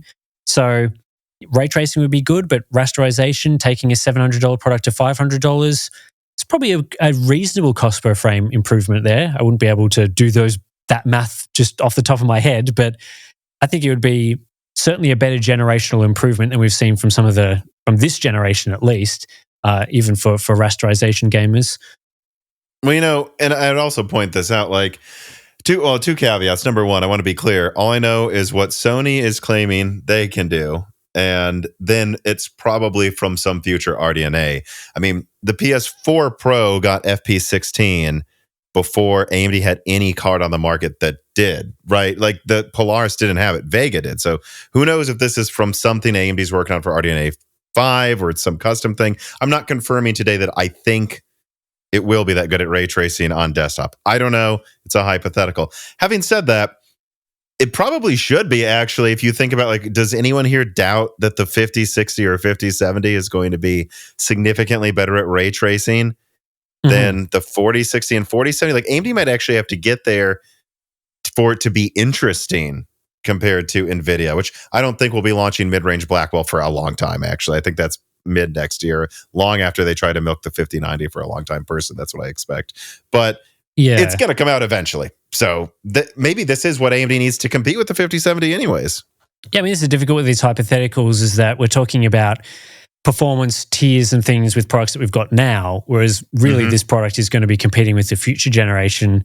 So, I mean, again, this sounds ridiculous to say, but AMD really does need to double the ray tracing performance in the next generation at the same price. Like, you probably want more rasterization performance and reasonable gains there too, but I think doubling the ray tracing performance is, especially for the high-end products, is probably what they need to be aiming for to bring it up to, I mean, they're sort of tier to a couple of tiers below as it stands right now. So they need to improve to that level and then do another step because they have to predict what's going to be happening for future tiers. So around that sort of, again, doubling. It sounds crazy, but that's probably what they would need, I guess.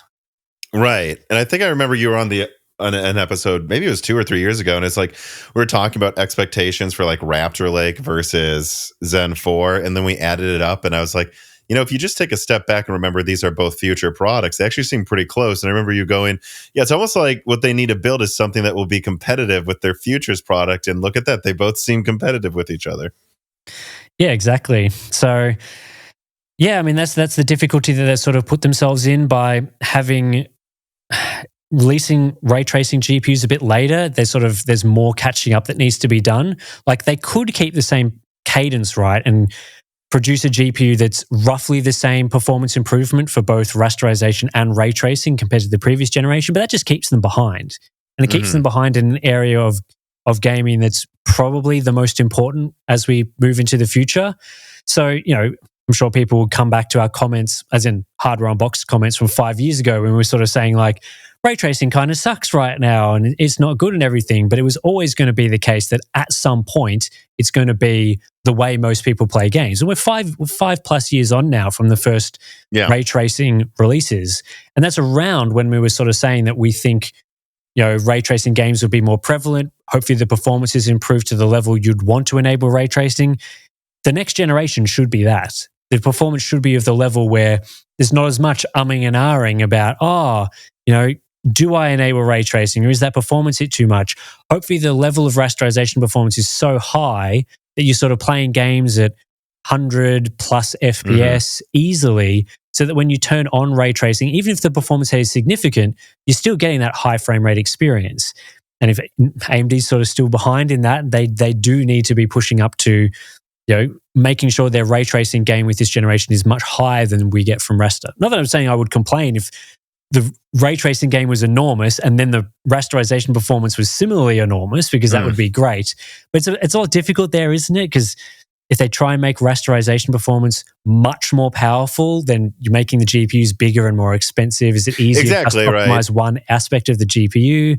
So, yeah. Because it's easy to defend the 7900 XTX against the 4090 and go, yeah, but look, almost half of the die is, or the configuration, you should say, is 6 nanometer. NVIDIA's using more of a more advanced node, and AMD is actually cost less to manufacture, despite, it's well, yeah, but also when you turn on ray tracing, that's where all that extra die space on the 4090 is coming into play. And at a certain point, they're going to have to pick and choose there. I would also say, this would be the time to really nail it in that department, because I think this is probably a somewhat unique opportunity to attack the mid-range against NVIDIA this generation, because NVIDIA it's a good problem to have for them with how much money they have, but they are a bit distracted right now on AI.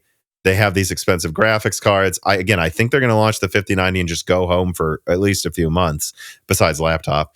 And if they do that, there is this opening where AMD can maybe compete with a next-gen mid-range card for NVIDIA really bothers to compete there because they don't care. That's not necessarily going to be true in the following generation. Let's say the RTX 6000 series, AI bubbles softened, or the AI bubbles popped a bit. NVIDIA now wants to make more money from gaming versus AI. They're just going to attack hard in the mid-range, the first generation they feel like they need to. I think harder than this generation. So if there was ever a time where NVIDIA might not push as hard in the mid-range with a new card as they would in the past, it would be when they're obsessed with talking about AI. Well, they're also in a dominant market position in general, even for GeForce GPUs, even ignoring the AI sort of things. So, gamers are sort of being upset about this generation. I totally understand that. I think it's very fair that some of the performance gains, especially for your 4060 Ti, was obviously a terrible product, but around that sort of price tier, there's been a lot of complaints, and that there's not really the incentive there for them to make that product any significantly better, because they still sell, even if it's crap, they still manage to sell, not heaps, probably they would have liked to sell more of them, but it's not like they're just not selling at all. So again, there's opportunities there. There's been opportunities in the past though for AMD in various different areas, and they tend to have taken it on the CPU side, but tend to not take it on the GPU side for some reason. So, I guess we see with the 7000 series, supposedly chiplets and things were supposed to make the GPUs more affordable, easier to manufacture, and that didn't really happen. So I don't think to the degree people wanted it at a minimum, right? They're selling it for less, but it's not the runaway success that I've even heard AMD is a little disappointed, So I think we all can acknowledge that at least. Yeah, and I think, if they did end up missing the performance targets that they were hoping for with the chiplet-based designs, then obviously that's going to impact how much value you can extract from it and how much cheaper you can make it. But yeah, if there is an opportunity there for the mid-range, they probably should take it. But then I would have said that this generation there was an opportunity in the mid-range, because the 4060 Ti was quite a mediocre release, right? At 8 gigabytes at $400, that was a joke. The 16 gigabyte model was just stupidly more expensive. That's adjusted a little bit now. The 16 gig model isn't as ludicrously priced relative to the 8 gig model. The 8 gig model has come down a little bit, but they had an opportunity there and they didn't do a lot. They just kind of, the 7800 XT was good. The 7700 XT was okay, but it's not like they really harnessed that opportunity. It's just they sort of looked at what they could do and they did something relatively similar. Yeah, I mean, I know Radeon sales are up. This is pretty well reflected. Like, and even in their earnings reports, they're like Radeon sales are up versus last gen quite a lot, but they're not up by taking huge market share numbers. Like, they're like taking some. They're not. Mhm. And it's when, and again, and it's when Nvidia is getting a record valuation in another department. It doesn't Yeah. feel like they exploited it as hard as they could have. Even if I would argue it's not, it hasn't turned out as bad as some people would portray it. It's like, but they could have done. They definitely were hoping for more. Yeah, I mean, I think me- it's a case where the GPU market in general is grown, so they can get more revenue and looking good in their financial reports just from the GPU market growing while maintaining the same market share, right? Because if you've got more gamers coming in and there's this exact same percentage of buying Radeon as has always bought Radeon, then yeah, over time, as more people come to PC gaming and things, that number will grow by itself. But the issue, of course, is that their market share is still quite low. So if they want to start competing more significantly, then they don't want just a small gradual increase. They need more of a sharper rise up the ladder there. This piece of content is brought to you by the Coswheel CT20 e-bike. Over the past few weeks, I've been able to test the CT20 fairly extensively, and that's both because I wanted to, but because I kind of had to. Completely by coincidence, my car has been in the repair shop for the past few weeks, and while I can, of course, borrow my girlfriend's car, sometimes I actually can't. She needs to use it for something where I am not going to or at, and I just needed this to go somewhere. And I have to say, the CT20, if you're someone who wants to use this to go to the corner store or the grocery store, even places miles away, I think this is a decent option for those sorts of people that live in a city or especially like a dense, smaller town. Like, you know, you don't need to go over 28 miles per hour, but you also don't want to get all sweaty or go somewhere, try to get something and not be able to bring it home. This bike has an insane range. It goes up to 87 miles in a single charge. And then if it were to run out of battery, you can still keep pedaling. So this is something that has like real vehicle-like range and you never have to fill up with gas, which is really cool. However, I do have to caution, it is not a motorcycle. And even if I like to pretend it was one, it isn't. And I used to ride motorcycles in Detroit, Michigan when I lived there. So I know the difference between a fancy bike and an actual motor vehicle. And that's the distinguishing thing I'd say about this. It is not a budget motorcycle. What it is like a god tier bike that has the utility of a motorcycle if you don't need to go as fast. It can actually carry a lot of stuff. Like, it has a basket built in for groceries. It can carry multiple people on the seat. It doesn't just have a bicycle seat. Then this is the thing for you. Although also, this is something that you should only get if you're comfortable working on it with a decent amount of skill yourself. It comes mostly assembled. Then you have to finish the assembling. The directions online are there, but they're limited. And I actually had to go through and tighten and check some screws and stuff to just make sure everything was perfectly ready to go. It's not something I think anyone who's owned a motorcycle before would really care about, nor somebody who works on their own bicycles. But it is something you'll probably have to do. And yeah, I guess anyways, though, that gets me to my final conclusion. This bike, the CT20, it is for somebody who knows how to work on a bike or something, but then also wants a fancy bike with god tier electric range. The sort of range that, from what I can tell online, would usually cost thousands of dollars more, or it would come in a bike that is much smaller, lighter, and doesn't have the utility to carry multiple people and groceries home on it like it's a motorcycle. It's not a motorcycle, but it does have the utility of a motorcycle for the people that want that in an e-bike that doesn't cost like $4,000. So yeah, I do recommend it for people like that. And if you are interested in this product, please go to the link in the description and purchase it. You will be directly supporting me if you do. Support this channel by checking out the Coswheel CT20 today. All right, so I have one more question here about like this PSSR thing and potentially FSR4. I'm wondering how you would read this as a harbinger for like what is going on with FSR, because I think there's two ways to look at it. You could look at PSSR and you could say, well, this is an example where Sony just saw an obvious opportunity to cost effectively make a pro console be even better. They have engineers, they pay them well, they're going to do it, and they did it.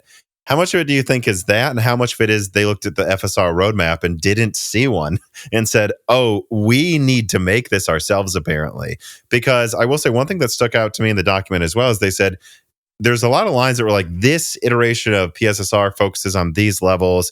We're not focusing on 8K now. Future iterations will focus on image quality and 8K and this and this and this and these other features. So it seems like Sony not only has made this, but it's not like the checkerboarding chip they put in the PS4 Pro. It's not like, we made it for that, goodbye.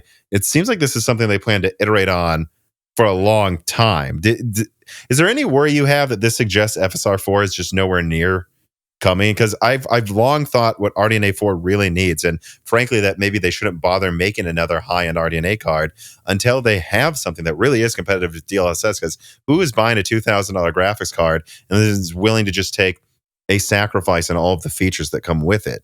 Like, so I was hoping that one of the reasons they canceled, by the way, top RDNA 4 was they didn't think FSR 4 would be ready till RDNA 5. But I'm wondering if you think what Sony's doing tells us FSR is maybe a bit behind in what they wanted, and how much of it is, oh no, maybe they're just borrowing from some future FSR.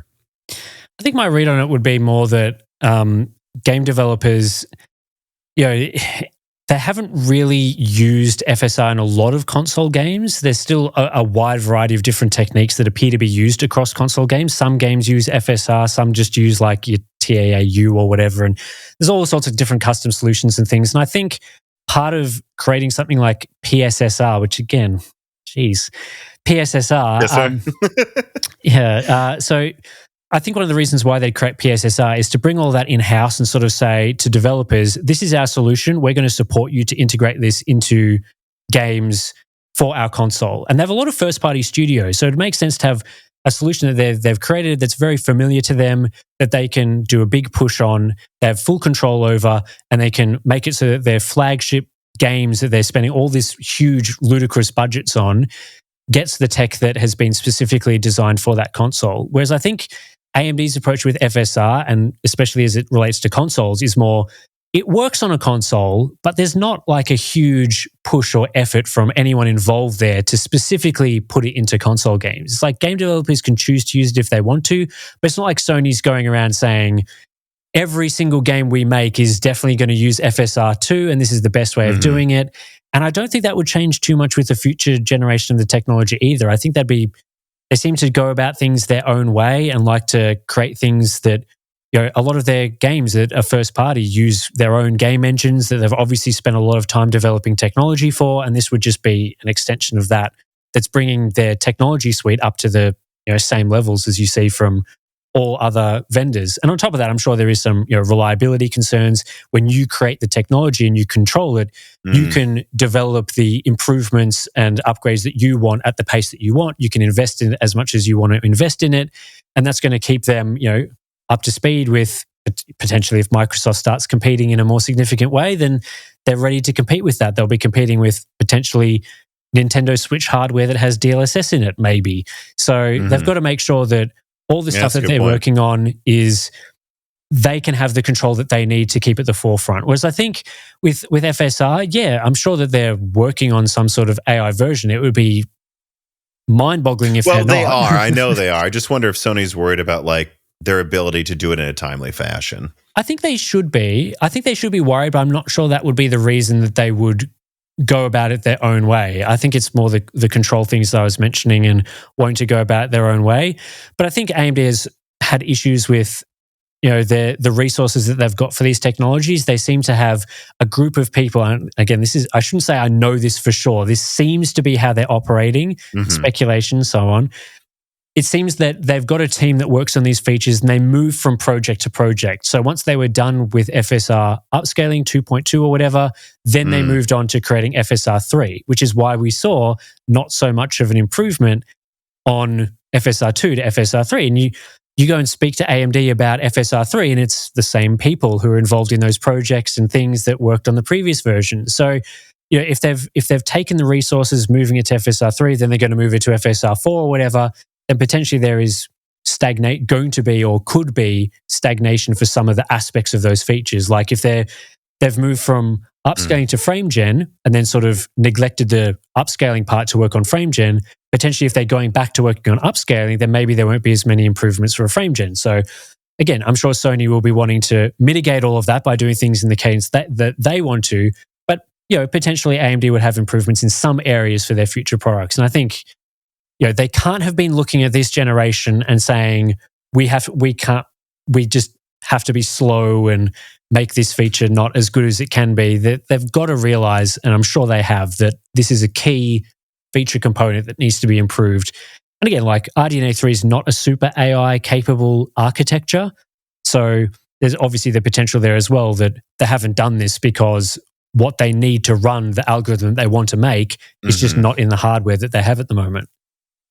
Yeah, I think your point too about like the Switch 2 and Control is an interesting one because they're looking at the Switch 2 or the Attach or whatever it's going to be called. I don't know. That can't be real. Surely the Attach. That's a shocking I thought name. I saw. I mean, I agree. I mean, could it be worse than the name of the Wii U though? I mean, let me. I should double fact check myself. Did I actually see that? Yeah, there's a rumor claiming that's what it will be called. I guess we'll see. I can't say I have any clue. That's a funny rumor. I'd love to see that be the case because that is, if I was a marketing executive, I would have vetoed that like straight away. I'd be like, no way. Wii U. I mean, if some people weren't sure, what is it, a Ubisoft console or an attachment for the original Wii?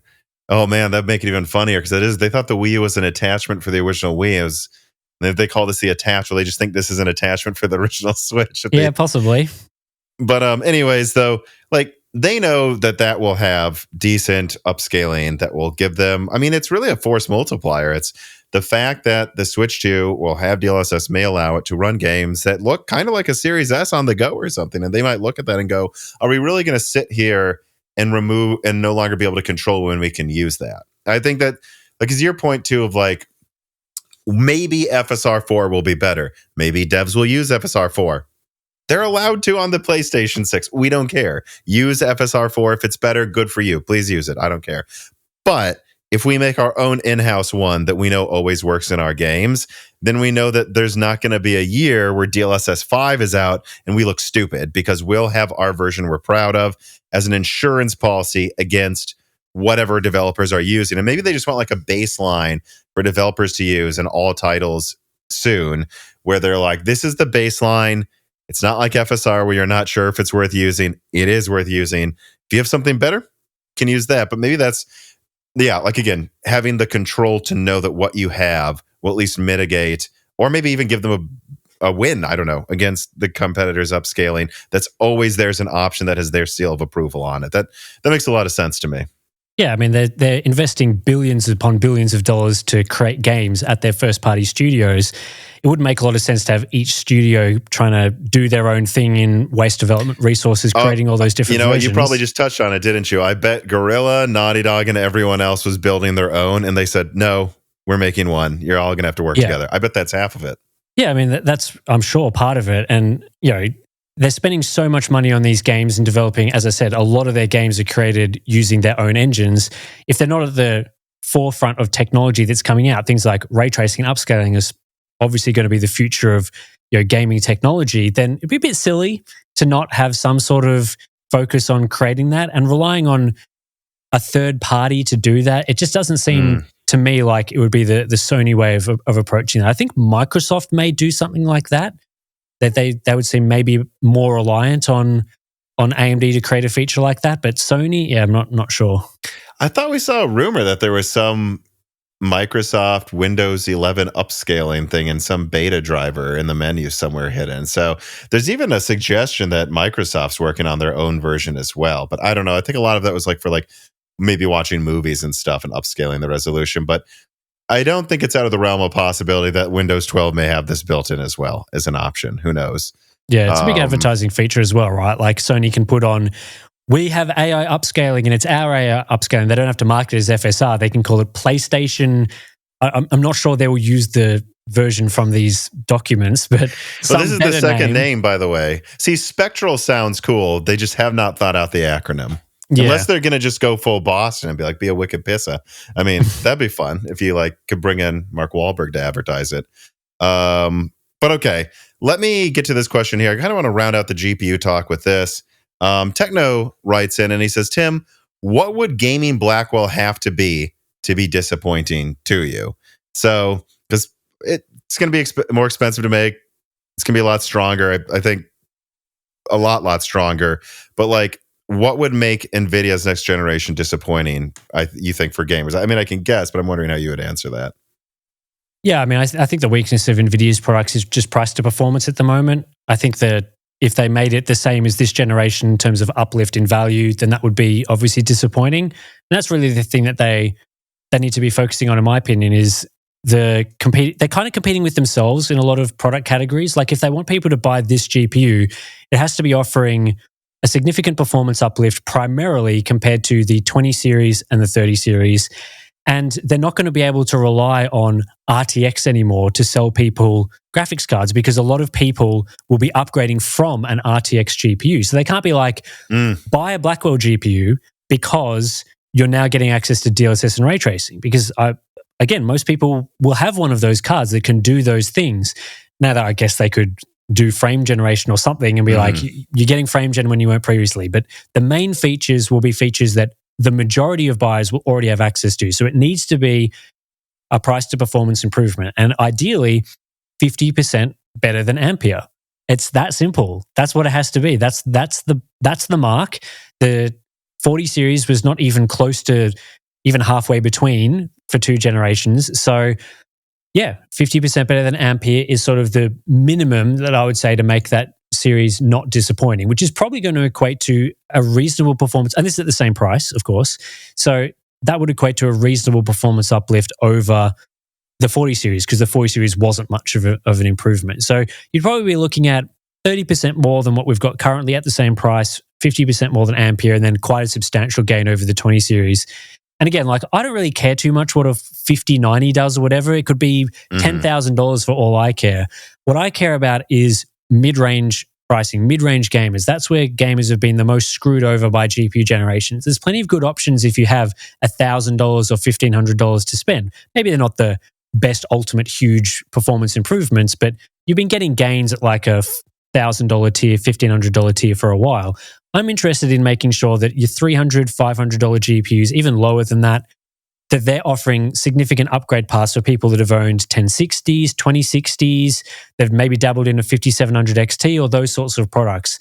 Those need to be significantly faster, ray tracing capable GPUs at reasonable prices that don't creep up the pricing structure anymore. No, our 30, what would be a 5050, we don't want that to be a $400 GPU, right? We want to make sure that it all makes sense. The pricing structure is nice. And again, I expect NVIDIA knows some of this because, again, they're competing with themselves. They don't want to make a product that is not attractive as an upgrade from previous generations. We've seen most of their charts. They don't really typically compare with the exact previous generation. It's always 40 series versus 20 series, 10 series. So if those charts look favorable, and I don't know, they could very easily deploy a frame generation where they generate 2 frames instead of 1, I guess. But hopefully, you just got to get the most fake frames and the longest chart. It's funny. That's something, by the way, Dan said. He's like, for FSR3, what AMD should do is just throw image quality away and just make it 10 times the frame rate. So at least on the chart, they can say FSR3 3 times faster. Then let's just see how NVIDIA responds with like upscaling from 480p. And then we can just end the conversation with a chart that goes across the entire room. Yeah. I mean, both brands have sort of, they're not really counting image quality as a thing anymore with those sorts of bar charts a little bit. It's going to just, it's close enough. And then, it's close enough from AMD. And then they have to reduce it a bit further for the next chart. I guess. So again, I'm not expecting that to go away, but I think people will figure out what the real performance difference is based on those charts in terms of actual non-upscaled apples to apples performance. And as I said, that needs to be around 50% better than Ampere at the minimum to not be disappointing, I would say. Yeah, so that would place like a 5070 as being around. Well, it depends how you look at it in price performance, right? Because like if it was, I think they're going to keep the 5070 at $600 probably, if I had to guess NVIDIA here. But that means at least 4070 Ti performance, if not 4070 Ti super performance for $600 is what you think they need to do at a minimum. Although I got to say, like, this whole low-end GPU thing, I think the biggest problem too for like image quality is like developers want a minimum that's as high as possible so they can justify making that run at 30 frames, then everything else runs better. And we've had a minimum right now from like, I mean, frankly, I don't know if you'd count the 2060, but an RX 5700, 3060, 4060, it's been like 5 years where the price performance, it is better down there. But usually they still have the same amount of RAM. There's been almost no change there. And it's like some people are like, well, gaming graphics haven't got much better. Well, the minimum is remained the same, so they can't really push graphics for a 4090 or 5090 until we get an improvement in the low end, so that the bar is at least higher, though, too. Like, so that's why I would hope RDNA 4 does that. My suspicions Blackwell isn't going to be that aggressive in the low end, though, for at least the first half of the generation. Yeah, I mean, I think part of it is the graphics card manufacturers moving away from price points that they had targeted previously. So you look back at sort of your Pascal era, and there was an abundance of GPUs below $200. Your RX 570s and GTX 1063 gigabyte was a $200 GPU, and they had products below that, like the 1050 Ti, which again wasn't a great product, but they at least offered something. The GTX 16 series was pretty good value around that sort of $150 to $250 mark. And you look at consoles, right? Like they're still $400 to $500 for the entire system. Now, there's a lot of mainstream gamers that are not interested in spending $600, $700 on a GPU and are simply not going to be incentivized by making those products better. Like I know Nvidia wants people who have previously bought a $300 GPU to buy the $500 GPU the next time because it's so much better than the $300 GPU, right? But there's going to be people where that's just not in a reasonable category for them. It's just not reasonable to spend that much on a GPU.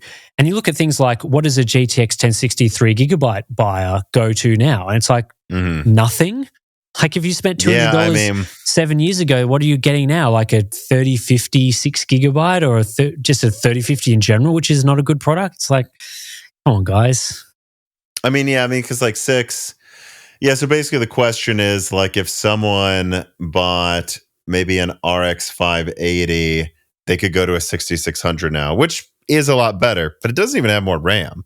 So it's not nearly as exciting as going from a 2080 Ti to a 4090. That's quite comically better, actually. A 4060 is still like twice as fast as a 1060, I think, more than twice as fast as the 1066 gigabyte. But, the price has increased. And after inflation, the price hasn't really increased, but people see $300 for the 4060 versus $250 for the 1066 gigabyte. And that was, competing with the 580, which was potentially the better buy back then as well.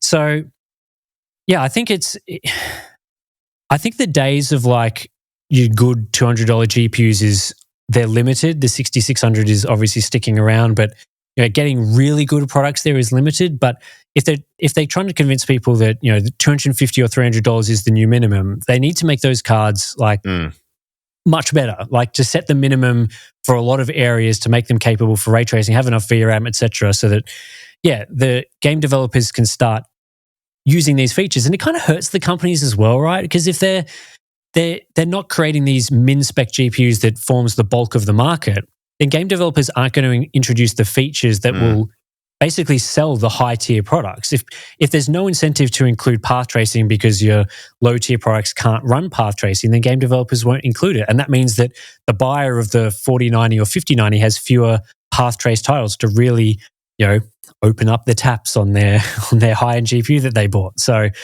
it has a lot of flow-on effects there. And the low-tier market needs a bit more attention from both brands. It's not terrible because I think a lot of the improvements has sort of been, there's a lot of things have been jumbled around with the mining boom and those sort of things where companies release products, especially AMD, at terribly high MSRPs, then fix them later, which kind of gets lost a little bit because people aren't always focusing on what's the exact current price of products that were announced at different price points and whatever.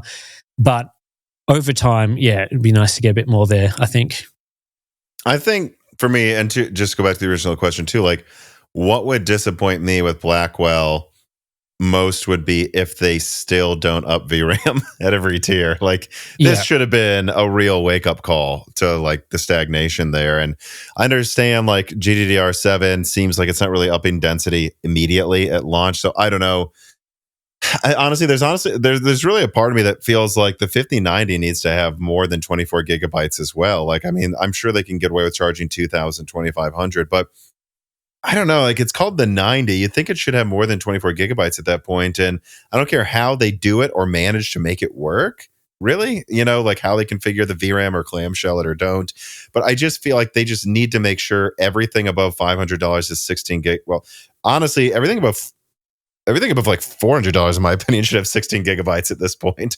And everything above 300 needs to have at least 12. I mean, that is what will disappoint me is if they announce a 50, 60 with 8 gigabytes. I mean, I'm like, I'll just write it off and say don't even bother, because what is the point anymore?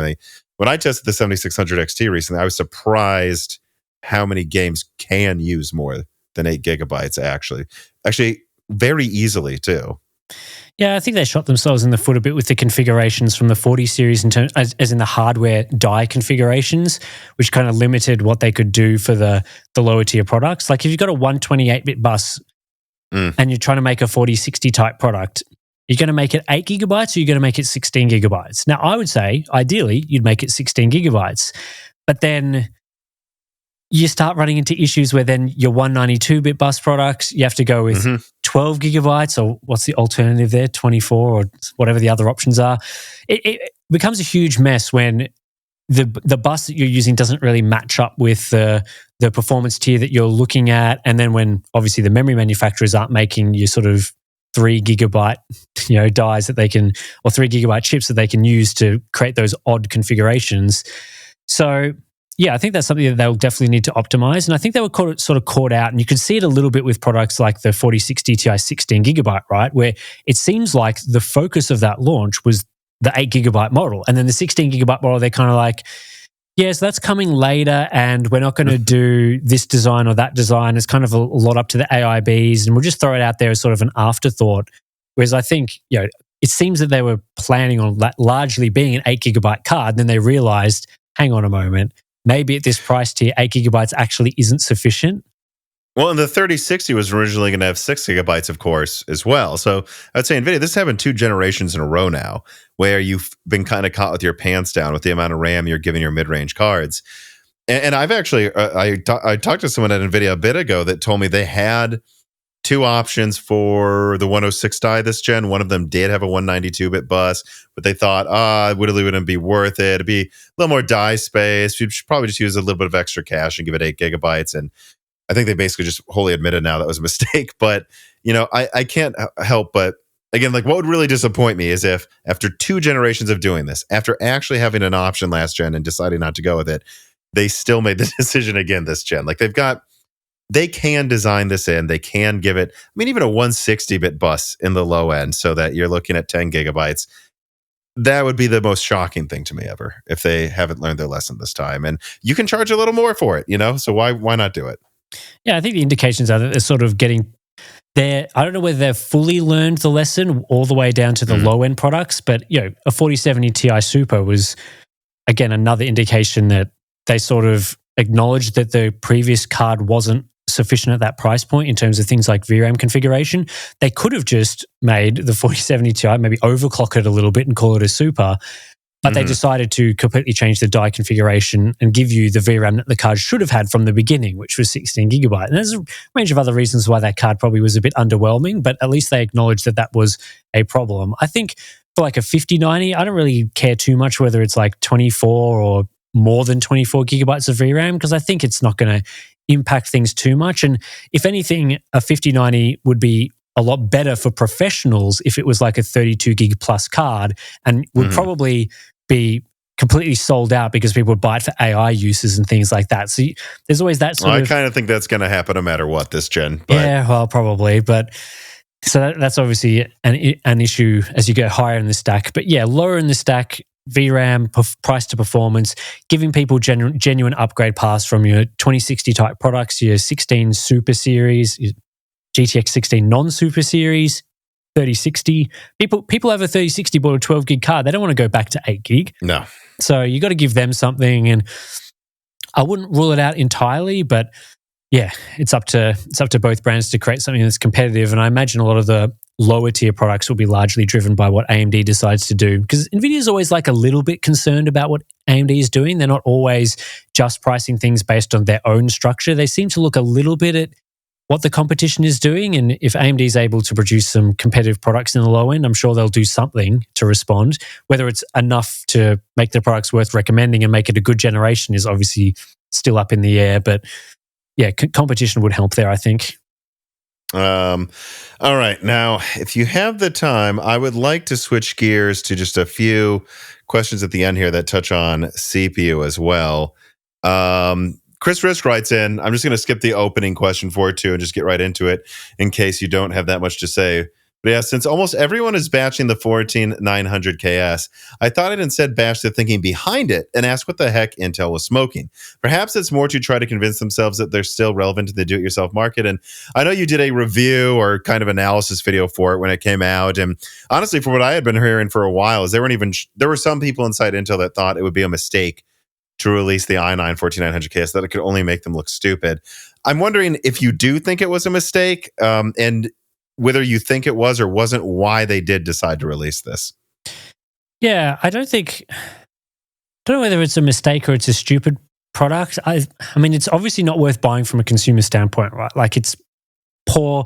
I don't know, should I be saying this? Because it's like, we actually haven't tested the product, but it's pretty clear at this point that it's only a few % faster based on other testing. So I guess I'll preface it by saying that we don't actually have one or tested it. But the main thing I think about with these products is kind of like what I was saying with the 5090 and sort of a lot of Halo tier products, is that when you start getting to those like higher tier products, a lot of sense can just be thrown out the window, because if there is a market for at least a few people to buy for some reason this specific product, then there's nothing that's overly wrong with making it, right? Like, yeah, most people aren't going to spend $700 in a 14900KS. It makes way more sense to buy the older products like a 13900K if you really wanted that specific CPU, or alternatively an AMD product for gaming performance. But if there's one person or a couple of people out there who's going to, for some reason, spend $700 on this and they want it for, I don't know, enthusiast overclocking or delitting it or some other, world records or something, I don't know, then it makes sense to, I guess, bin the product and sell the bin at a premium. I think the issue is more marketing it and, making a big fanfare about it. It's all fine to release it, but like, it doesn't really need too much of a big release or anything. Just be like, yeah, if you want this bin silicon for whatever reason, no need to go through a third party that will validate these and bin them for you. We're just telling you that this is a slightly better version of the product that we've made previously. And if you want that for whatever reason, you can give us a bit more money for it. So, I don't think it's stupid from that perspective. But as I said, like, it's not a hugely consumer-focused product. I see it as like the Titan Z or whatever it was all those generations ago, like $3,000. Was that the dual GPU version? It was like just a bit silly. The dual coupler. Yeah, bit silly. No one's really going to buy that product, but it's there if you wanted it for some specific niche. So, yeah, I mean, the KS series, we've known that for a while now, hasn't really offered all that much. Like, each time they've made a KS product, it's been way more expensive. It gets dumber each time, I feel like, honestly. Yeah.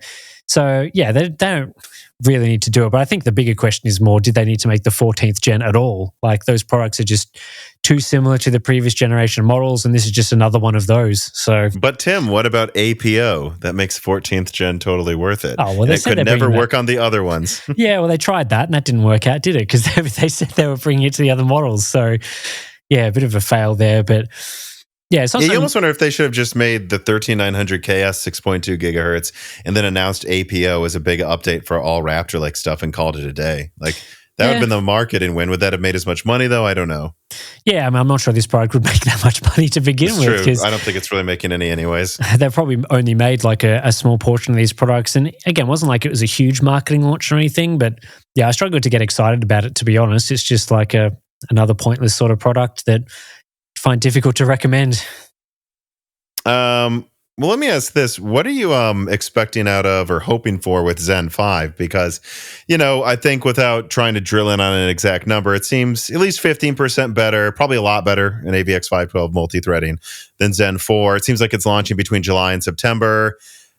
What do you think, how good do you think it needs to be successful? And what do you think AMD really needs to do with Zen 5 for a truly successful launch this time around? Because actually, I think they did fumble Zen 4's launch. They've rectified it by now, but I do think they fumbled it needlessly. Yeah, I don't think the performance side of things is really going to make or break this generation. I think they could probably do largely anything there and have it be successful, as long as it is somewhat faster. So if it's 5% faster, it's going to be a bit of a fail, right? But I think because they're in the leading position now with CPUs, and a lot of people are sort of interested in AMD CPUs in general, that side of things is probably going to take care of itself. I think it's more for it to be like a super successful launch. There's a few things that would come to my mind. One of them would be, I think they need to clarify the platform longevity that's around the AM5 platform. So they've said it's to 2025 plus, whatever that means. But I think if you're coming into this generation and you're buying into the AM5 platform for the first time with Zen 5, they need to make it very clear whether this is the last generation on AM5 or whether there's a future generation. And not ambiguous, we're going to support this for some amount of time into the future. I mean saying you are going to get minimum this number of generational upgrades on this platform. I think if they can clarify that, then they'll be able to gain a lot more interest in people upgrading to this platform, because you wouldn't want people upgrading to a dead platform. So if they make it clear that it's not, I think they're going to get a lot more sales from Zen 5. Of course, that's if it isn't a dead platform. They actually have to make it not a dead platform. And then I think the other thing that would come to mind is, there's not as much of a budget focus with AM5 right now. So there's not, as we've seen from like AM4, for example, it really started to take off when you're a few generations in and you could get older models for really cheap, like $120, $150 US. You were getting capable gaming CPUs, 6 cores, sometimes 8 cores in that price range. And that made it a really worthwhile budget system for a lot of people. You could justify the platform upgrade because you could buy like an $80 to $100 motherboard, slap on your $120, $150 CPU, cheap DDR4 memory, you're away. If they can have something like that with Zen 5, it doesn't even need to be a new Zen 5 CPU. It could be you release the new products, they're sufficiently faster that you can push down the old Zen 4 stuff to $150 range, like a 7600, for example. If that was $150, make the motherboards a little cheaper. Again, you've made the promise, hopefully, that you're getting a couple more generations of upgrades from this platform. It would be wise, I agree with you, for them to come out during the marketing and have a slide that says AM5, Zen 4, Zen 5, and just show Zen 6, and just literally show the Zen 6 logo and say, of course, we're making a Zen 6. This is, you don't need rumors to know that. And it is going to be on AM5. I agree. That'd be very wise. Yeah, so I think that's, again, like whether it's 15%, 25% faster, 10% faster, when you're in the leading position, you're kind of just adding to the position that you're already in. They already have the fastest gaming CPU right now, so they can make it faster again. And I'm sure the people after a new CPU would be pretty happy with it. Again, I'm not expecting, even if we get massive gains from Zen 5, that a lot of Zen 4 people will be upgrading to it. Unless it was like 30 or 40% faster, I can't imagine 7800X3D owners are going to be jumping at a 20% upgrade. Okay, it'll be a drop-in upgrade, but would you spend another $400-ish if it comes in at that price after a couple of years? Probably not. So I think it's mostly about convincing the significant bulk of AM4 owners that are occupying the mid-range and lower tiers to make the switch over to a new platform. If they can convince people to do that, I think it'll be a very successful launch for them. I'm curious. I put out a die shrink actually recently with my brother where we talked about like LGA 1851 concerns, just like something that we didn't feel like we were really talking about in a lot of the regular episodes, but like there's a real issue here with Intel this fall or winter, whenever it ends up coming out. Kind of sounds like it might not come out till winter. It's a bit different for me here, so probably my summer, wouldn't it? So yes, there you go. Yeah. At least I guess I'll say this. I think this is something I've already leaked, but I had someone else get back to me that told me that they're being told that like Intel will not have qualification samples ready until October. So that's qualification. So if that's true, it can't launch until November at the earliest. And usually that would mean 2 months before it can launch. So I really do think this thing's at the end of the year. But that means that it's almost certainly launching after Zen 5.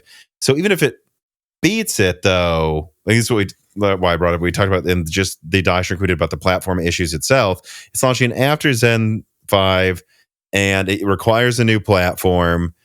Like, Intel's gonna need to win because they're coming out later with a product that's actually made on 3 nanometer. AMD's making theirs on 4 nanometer. It's gonna cost more to make.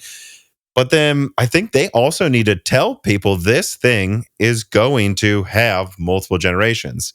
Like, and if it isn't, that's why they wouldn't maybe. But if they know they're going to go to at least, Arrow Lake refresh, and then after that, I don't know, Nova Lake or something, they need to tell people, because if AMD tells people you can upgrade to Zen 6, and then Zen 5 comes out, and 3-4 months later, Arrow Lake comes out, I don't know who's going to be left to buy that if they are not sure if that can upgrade in the future as well. Yeah, I mean, they should have been planning for this for years now, because they should have been seeing, what's the main selling point for people who bought an AM4 platform, right? It was things like platform longevity that really sold people on that platform, as well as things like good value. And you can't just make crap products and say that you're going to be able to upgrade to something good in the future. You have to make it good now as well. But that's one of the reasons why AM4 was so successful. So if they saw that and they didn't think for some future generation that we have to make their platform work for more than the typical Intel 1 or 2 releases into the future, typically one extra release, then that would be, I don't know, pretty silly for them to have made that decision. I think that there will be a battle between AMD and Intel to get people to upgrade to a new platform either way, because to get the newest features and the newest performance, most people will have to do a platform upgrade at this point. Like, I imagine it'll be significantly faster than most AM4 products, in which case the incentive is going to be there from a performance standpoint. So there is an opportunity, if people are largely going to have to do a platform upgrade in one way or another, that you can start making these promises and get people incentivized to bring across. But as you say, they have to do it. They can't just, I don't know, not say anything or just assume people will think they'll have platform longevity. Because I think even with the current platform, there's a bit more longevity there than was expected. Now, the 14th gen wasn't a huge upgrade, but there was an additional generation to what we usually got on that platform. And did we hear much about that? If they'd said when you got a 12th generation CPU that you'd be able to upgrade to not just the 13th gen, but the 14th gen, they didn't have to say it was a refresh of the 13th gen or anything. They could just say it's 14th gen. They probably would have got much more interest in that platform. But everyone assumed that it would be, you buy a 12th gen CPU, you can upgrade it maybe to 13th gen, may not be that much faster performance-wise, but that's it. So, yeah, I think it would be a mistake. Well, my understanding is that Meteor Lake dropped the ball like that. They thought Meteor Lake might be ready with 1851 at the end of, well, I guess maybe even the end of last year. And then it just, it's not better than Raptor Lake. So they were like, we need to have some thing we call 14th gen come out. So I think there's a chance that was an accident. But, I guess another thing I think is worth considering, though, is how easy do you think it is to get people to pay more or for another platform at this point? Because even if you do something like add 4 PCIe lanes, or it has USB 4, that's really it. I mean, we have PCIe 5.0. We don't even have PCIe 5.0 graphics cards. And even if we do, which we probably will, with Blackwell, I think it's worth pointing out that, but we have 5.0. That will be good enough for Blackwell. It's unlikely they're just going to go to 6.0 right away. So this 5.0 is enough for a long time. The USBs we have are enough for a long time. SLI and Crossfire are dead. You can already put in some of these high-end motherboards, 6, 10, 12 SSDs.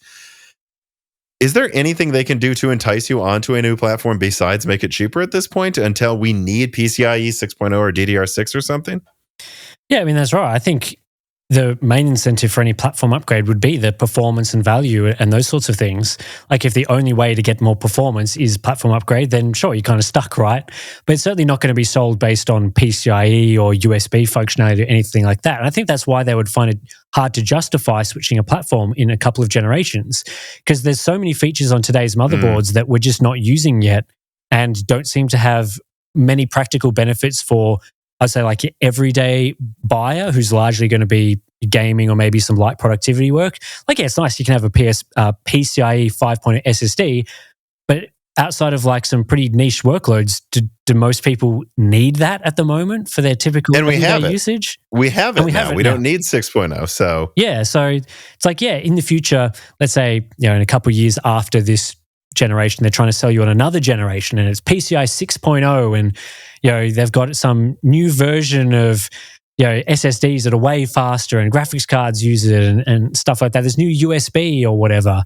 Is that really going to incentivize people in a few years if they're not even using PCI 5.0? Like, I'm hoping that they've made some future-looking predictions into this and sort of going, well, for a typical consumer platform, maybe it's better to give people just the performance upgrades on the same socket as opposed to trying to sell people on features that they may not actually need by the time that they're coming around.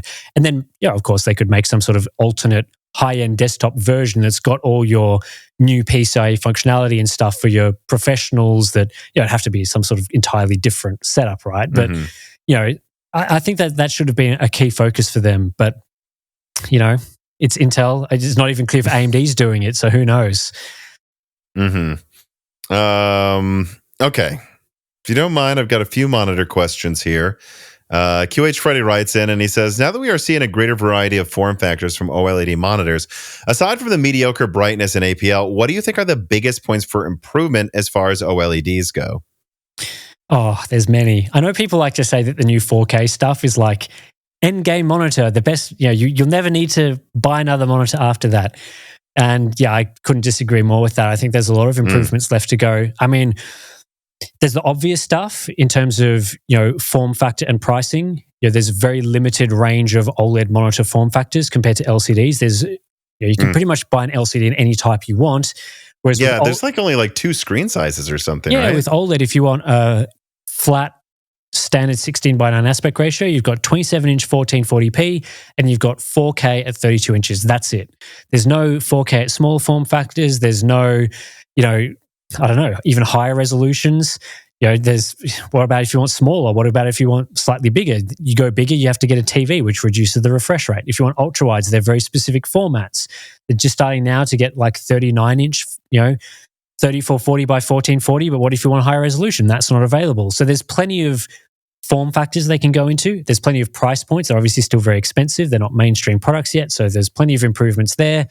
And then, a lot of these panels are largely being designed for TV use. So they've got some of the pitfalls associated with making them mostly for TVs. So OLED panels have poor text quality because the subpixel ad's not really designed for text-heavy PC usage. So can they optimize that? The screen coding of QD-OLED is, it's pretty suitable if you're largely using your TV at night after work. You come home, there's not a whole bunch of bright things going on in your room. You're probably using it in a slightly different environment. It's all good, works well. Using it in a bright office, not as good because the screen coding is a bit weird. So that's just those aspects. Then on top of that, you've got things like refresh rates can still improve, resolution can still improve, brightness can still improve. So there's many different areas there. And then obviously OLED, they're still a fairly dynamic technology. So there are some areas where you'll see like brightness and color volume will be quite good in some conditions, but less good and less accurate in other conditions. So making them more consistent over time will be good. And then burn-in, obviously, seeing how that goes, seeing how that improves will make OLED monitors better. So I think I've listed probably like 8 or 9 different points there that, I think we're really just at the start of OLED monitor technology. This is not endgame stuff. There is many more improvements as this generation continues. Do you feel like, because I remember when I saved up for like my first flat screen monitor, and then I remember I got an LED one, and I was like, an LED TV that was 24 inches, 1080p. And I was like, oh, wow, this looks a lot better. And then I got a high refresh rate IPS 1080p. And this is all before like 2012. Actually, I think that one was 3D, if you can remember that. Oh, yeah. In like 2011. And then I got a 144 hertz 1080p. It's funny, like I went through like 4 or 5 generations of 1080p TN, well, not, LCD, I should say, monitors. They just went from all these different versions of better versions of an LCD monitor, the same resolution. Do you feel like a 4K OLED right now? Do you feel like we're where we were with like just constant revisions on making 1080p LCD better in like 2010? Do you think we are where we were when we hit IPS, which was a really big deal? I mean, IPS looks so much better. Or like, do you think we're still kind of in that early, like, oh, it's LED LCD monitors? Like, that's where we are with OLED right now? Yeah, I think so. I mean, it's starting from a higher point because obviously all the development that's gone into previous monitor technologies is basically immediately available. So things like variable refresh rates, high refresh rates, those are sort of like solved things now. We're not really going backwards and starting from a worse position. And so sometimes you would see that with like IPS, for example, where they come out with IPS technology and viewing angles are so much better and colors and whatnot, but then the performance of the display goes backwards. OLED's a little different in that sense that in a lot of areas it is an improvement. And I guess brightness is one area where things have gone a bit backwards. But yeah, I think there's going to be over the next couple of generations, it may not be as quickly as we've seen from like LCDs and things like that, where things tended to improve pretty fast at times, not always. I think there's going to be quite a lot of improvement for things like brightness and text rendering and screen coatings. Even between first and now third gen QD-OLED, there are definite improvements. Well, minor to moderate improvements for screen coating, definite improvements for text rendering. So if that continues down that path, then in a few years, I think there will still be products that are much better than what we've got today. And then there'll obviously be more evidence around burn-in as well that will hopefully give people a bit more clarity around how long we can expect these products to last, what we can use them for, because OLEDs are still, I wouldn't personally recommend them for productivity work. So at some point, they're going to have to solve that if that's going to become a proper LCD replacement. So how long that takes, I'm not sure. But yeah, there's going to be, I imagine like a product next year, for example. I don't even have to go to a future example, right? Because we've just gone from, we've had 1440p 240Hz WOLED last year. And this year we've got 1440p 360Hz QD-OLED and 4K 240Hz QD-OLED. And I would expect next gen, there's 27-inch panels at 4K in the works and things like that. So there's going to be a lot of improvement. So do you think, like, because another Chris writes in and he was going to ask, like, aren't they the Holy Grail? And are you saying, do you think OLED could become that? They just have a bunch of things on the margins, but it really is a bunch of things that need to be fixed. Or do you think something could replace OLED and actually do all of those things better in the next 5 years? It sounds like you're saying like OLED could become the Holy Grail, but if you think this is the last noticeable improvement generation, you're wrong. Yeah, I think when people say like the Holy Grail, I'm interpreting that to mean like this is the only monitor I'll have to buy. Like this is the one I'll buy and I'll keep this forever. That's what a Holy Grail product would be for me, right? This is the Sandy Bridge of OLED. Yeah, like what they'll say. This is so good. There's no possible way that this can get better. And so I'm going to buy this once and I'm going to keep it forever until it breaks, which I don't think is going to be the case for the reasons I mentioned previously. And as for future, is OLED going to be the technology that will continue on forever and we just iterate on OLED forever? I'm not sure. I mean, there's other technologies that people are working on, things like, can't remember the exact abbreviation because they're all very, very similar, but there's ways that they're thinking of, directly stimulating the quantum dots to emit light as opposed to using an LED that's either in front of so instead of having like quantum dots and then the LED light goes through the quantum dots and then, as quantum dots do, they modify the wavelength so you get different, colors out of it. They're thinking of, directly electrically stimulating the QD-OLEDs, the QD part, so then they emits directly from that. So there's no LED component to it. I know that's in development. Obviously, there's always is micro LED ever coming? Yeah, that's been a discussion point for a decade. So I don't know. We'll see where things go, but even QD-OLED's quite different to like a WOLED panel. So we're still not in the final stages of where an OLED will be in terms of its structure and panel composition and things like that. So yeah, we'll see.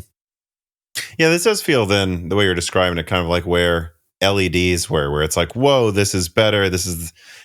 But then there were like even like a 2015. Honestly, a 2020 IPS looks radically better than a 2015 IPS. We got improvements like every year there, and we're probably still going to get. Yeah, I mean, when it comes to micro LED, I mean, I don't know. I'm just going to keep saying the same thing. What they announced it in like 3 years ago, and I said back then, OLED was announced and shown off by LG in 2014. So how long did it take before you could really buy one for less than 20 grand? I think we're still 7 years away from that really being a thing, in my opinion. Yeah.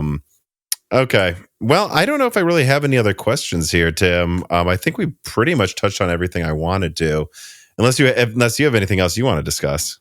No, not really. We go for a reasonable amount of time. It seems like we always go for a few hours, which is nice. Talk about a wide variety of topics. So yeah, I enjoy it. So please then plug as many channels, projects, things, supporting websites. Like, please plug as many things as you want right now then. No worries. I mean, if you're not aware of our content, then there's really three main sources for it these days. Hardware Unboxed, the main CPU and GPU side of things. Monitors Unboxed, if you're interested in the monitor reviews and comparisons and buying guides and things like that. And then the Hardware Unboxed podcast, if you just want to hear Steve and I chat about just whatever random crap there is each week. So yeah, that's the main places to find me these days. All right. And I got to say, I'm really glad you were able to come on for this. It was really interesting to get your thoughts on PSSR. They got to change that acronym. They got to change that. And of course, you were the one who put out the i9-14900KS video, so that was fun as well. And you come on every year, and I really appreciate you coming on. I also recommend people go check out our Hardware Monitor Unboxed and Hardware Unboxed podcast as well. And then, subscribe, ring the bell button, like the video, share the podcast, subscribe to the podcast on your podcast app of choice. We have Patreon as well. And yeah, I guess I don't think this is going to be a slow news week is what I'll say. So this is a fun way to start it off, and I hope you all have a good week, everybody.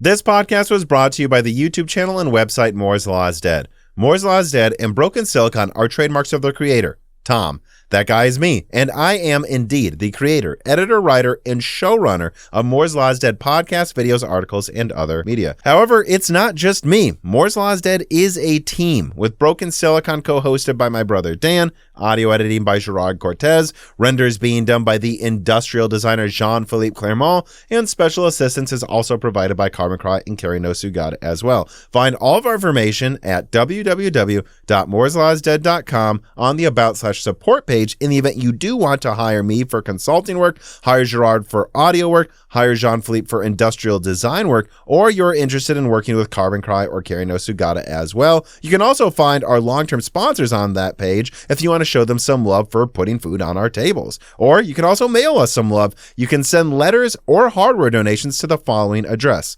Moore's Law is Dead, P.O. Box 60632 in Nashville, Tennessee, zip code 37206. Although, to be honest, the best way to show Moore's Law is Dead some love is to support us on Patreon. Patrons are what makes Moore's Law is Dead content truly possible. Every month, and really every day, depending on who you're talking about, me, Gerard, Dan, and Jean-Philippe are working tirelessly to provide a steady stream of content that we could not keep doing unless we knew the work was possible without being reliant on sponsors dictating every little thing we put out. Don't get us wrong. We love our sponsors, but we love directly working for you, our fans, much more. If you have any extra money, even a couple free dollars a month, consider supporting us directly on Patreon. Those couple of monthly dollars will get you access to the exclusive podcast Die Shrink, voting on subjects of future podcast episodes, the ability to ask guests questions, and of course, access to the Moore's Law is Dead Discord full of like-minded people who I am sure would love to meet you. I am one of them. Additionally, higher tiers get access to early, ad-free episodes of Broken Silicon,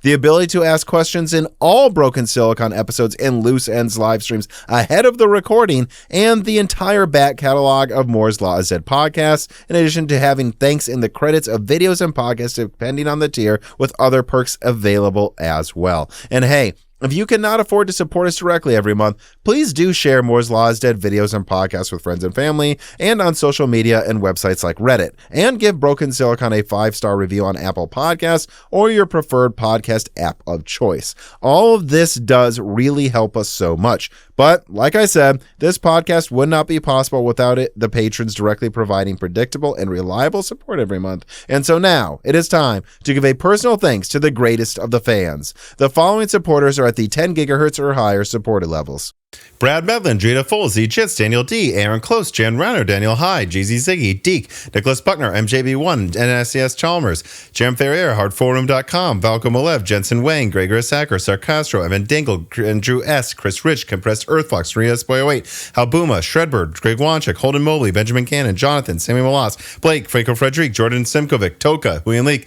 The Dude 23, The Boss Haas, Jake Martin, Zlicky, Stefan Hart, Meat and Pork, Tim Robb, Ian Clifford, Travis Gooding, Stefan, Chrysantine, Mad, Zutsu Taylor, Stephen Coates, Michael McGee, Greg, Patty Cakes, Amiable Chief, Tommy, Mark Mitchell, Neithra Zink, Aisha, Mark Raidmaker, James Anderson, Cole Addict, Johnson N, Cameron, Wesley Sager, Henry Shang, Michelle Pell, D31337 Antics, Hexapuma, Reginald Ari, Teak Autumn, Gaiman Since Reagan, Jeff Sedler, Pole 35, Jamie Witters, JSMMH, Winstar, James I, Raider, Corey Leonard, Little Germany, Shay, Milton, Pulse Media, Melodic Warrior, Dave Schultz, Mac Taffy, Stephen Dick, Chuck Linden, Brett Jones, Austin Haggerty, Justin Bustle, I-7-11-700K, Jofet, My Sharona, Earth Taurus, Harlan, Slushpaw, Jansen Angima, Joseph Kelly, Samuel Park, Wen Wang, Himsa Gung, Tails2299, Meal, Val, Verga, John, Sisyphos, Charles Russell, The Forbidden Juice, RB Racer, AC, Brian Wright, Michael Cosi, Dr. J. Mad, Alex Vega, Freedy, John Swin, Joe Martina, Kikum, Elbergun, Solarized 80, Matthew Marlowe, Hudat 42,